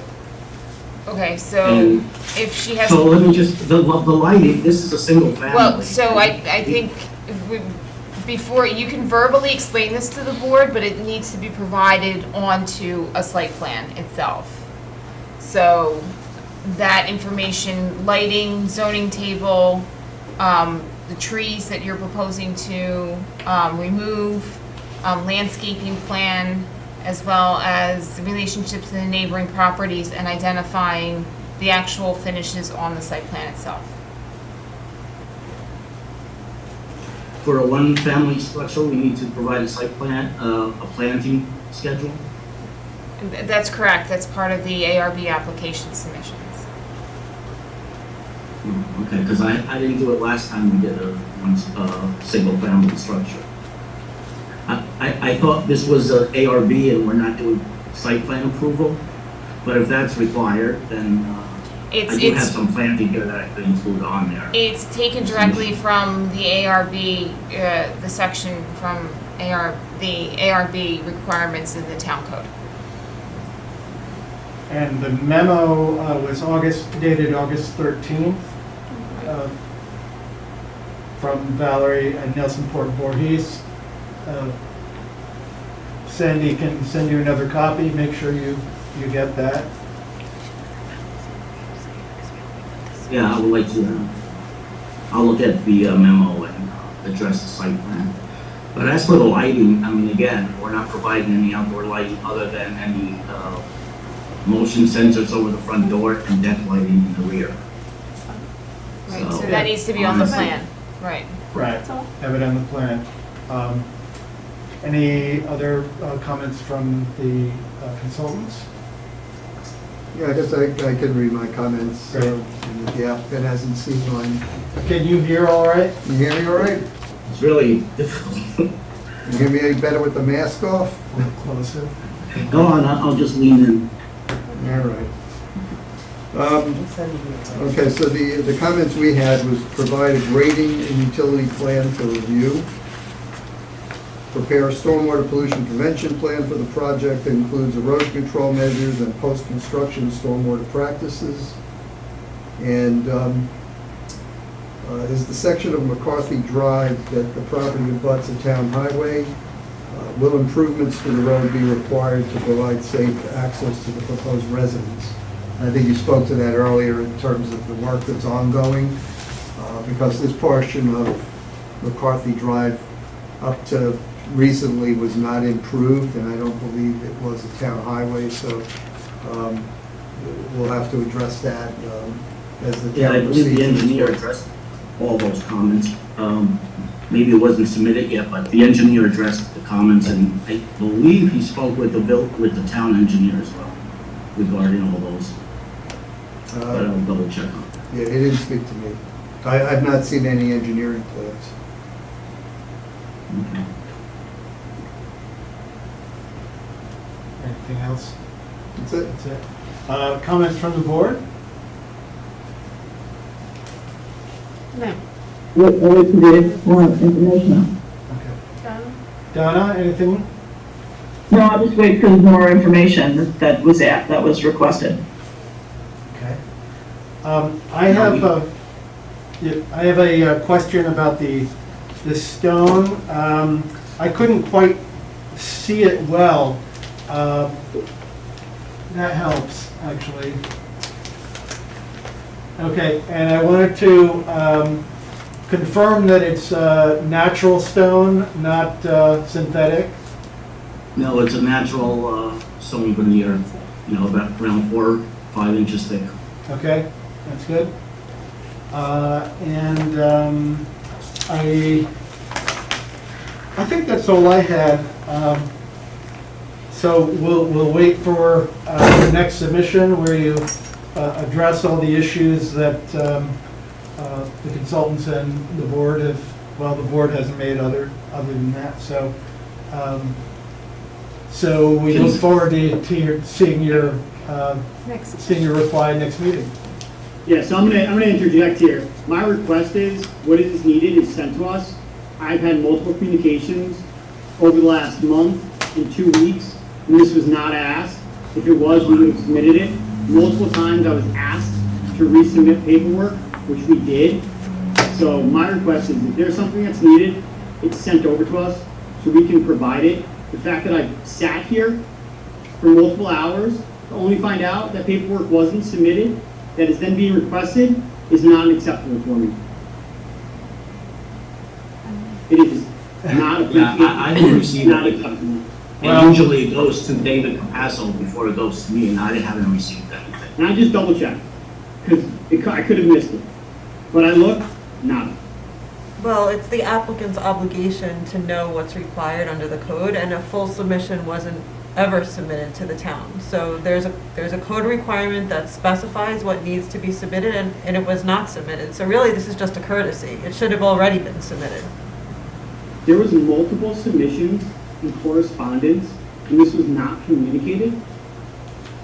This is, as someone that lives here in this town, and someone that does not want to waste anyone's time that's sitting here in this meeting, and on my own. I think the disjoint may be that you appeared before the zoning But board. this is not provided. Yeah, I this looked- is I this did is a look different at the board. research. This is I a looked- planning board. I don't know if you've ever appeared before this board. I don't believe you have. You- You haven't. This appeared is the before first this meeting board before this board. So you appeared before a different board. So I understand, but we made submissions for this meeting. right, and your submissions were not complete. We had wonderful correspondence with folks that was for this meeting, and it wasn't provided. So what are you saying? I Is that- I don't I sent know. them the Within the first And 30 he sent seconds the after our ARB stuff response, late. within the That first was 30 late. seconds Can you show after me our right now? response, Came in like. We're being told that the memo was, we're being told, excuse me, we're being told that the memo was sent to you. So you should know what was deficient in Yeah, your I just checked. application. which, again, I could have missed it. I Yeah. just looked, I don't see it. So So, we'll yeah, be let's- receiving a memo, and most of it is site plan related and engineering related. Is that what I'm hearing? No, that's not what you're hearing. You were specifically told that those are requirements of the ARB submission. This is not a site plan. You're not here for site plan, you're here for ARB, and the things that Right. you're missing for your application related to the ARB submission. What was that I didn't hear the last part? I said, what is listed in the memorandum as missing from your application because your application was deficient are requirements of the ARB code, not requirements of a site plan. Sandy. Again, I didn't receive any memo, but the Sandy requirements will you're telling me. resend Let me just everything. finish what I'm saying. The requirements you're telling me are site plan related from what I heard. Okay, Lighting, look, read the code then. I'm sorry, but you have to read the code. There's no use arguing. Read the code, get the memo, and we'll meet again next meeting, and we'll have a more fruitful conversation. When's the next meeting, by the way? September 1st. If they could submit by that deadline. If you can submit by By then. Which would be By Monday. By Monday. Yeah.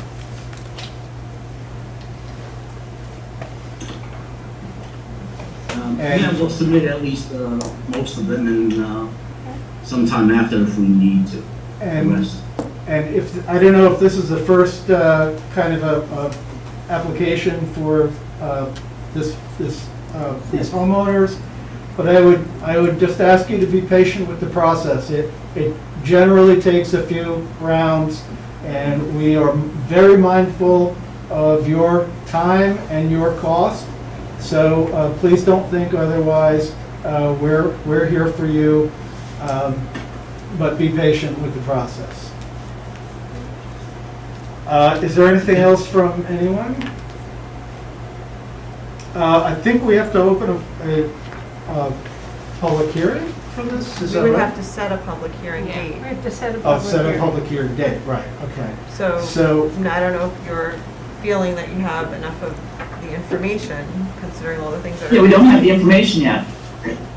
Okay, well, we can wait then, or would it be reasonable to set the public hearing anyway, and, Well, they're not gonna, I mean, it would Second meeting. Would have to be October. it would have to be October.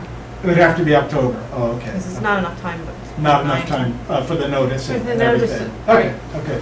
So if you can get submissions in for the next meeting, addressing all of these issues, then we can, set the public meeting for the next meeting after that. Does that sound okay? That's fine with me, and I think David might be able to listen. Sorry, I need to know who the email is coming from to make sure that I'm receiving this email.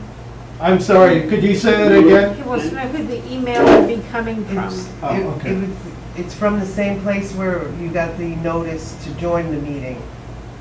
I sent you the memos. Well, I sent you one memo, and one of the memos we received tonight, so. Okay. Right? Yeah, Thank you. Dan's was tonight. All right. And feel free to reach out to the building department, call Sandy, and we can make sure that the communications and documents flow smoothly. Okay? Will do. Yep. All right, well, thank you very much. Have a good night. You too. You too. Bye-bye. And we can go So- into executive session. So should we, Well, we can approve the minutes and then go into yeah, executive that session. sounds good. Has everyone on the board read the minutes? Yeah. Yes. And I as well. Do I have a motion to approve the minutes as they stand? So moved. Donna? Second.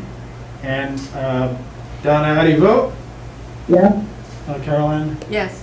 And I vote yes as well. So the minutes are approved. And I'll make a a motion motion to to- go into executive session to hear advice from council. And we will adjourn directly from And- executive session. Yes, and we'll adjourn directly from executive session. do I hear a second? Second. Okay, vote. Donna? Yes. Caroline? Yes. And I vote yes as well. So we will adjourn to executive session now, and the recording will go off, and we'll go offline, except for Donna. And Recording Jesus. stopped. And Jesus.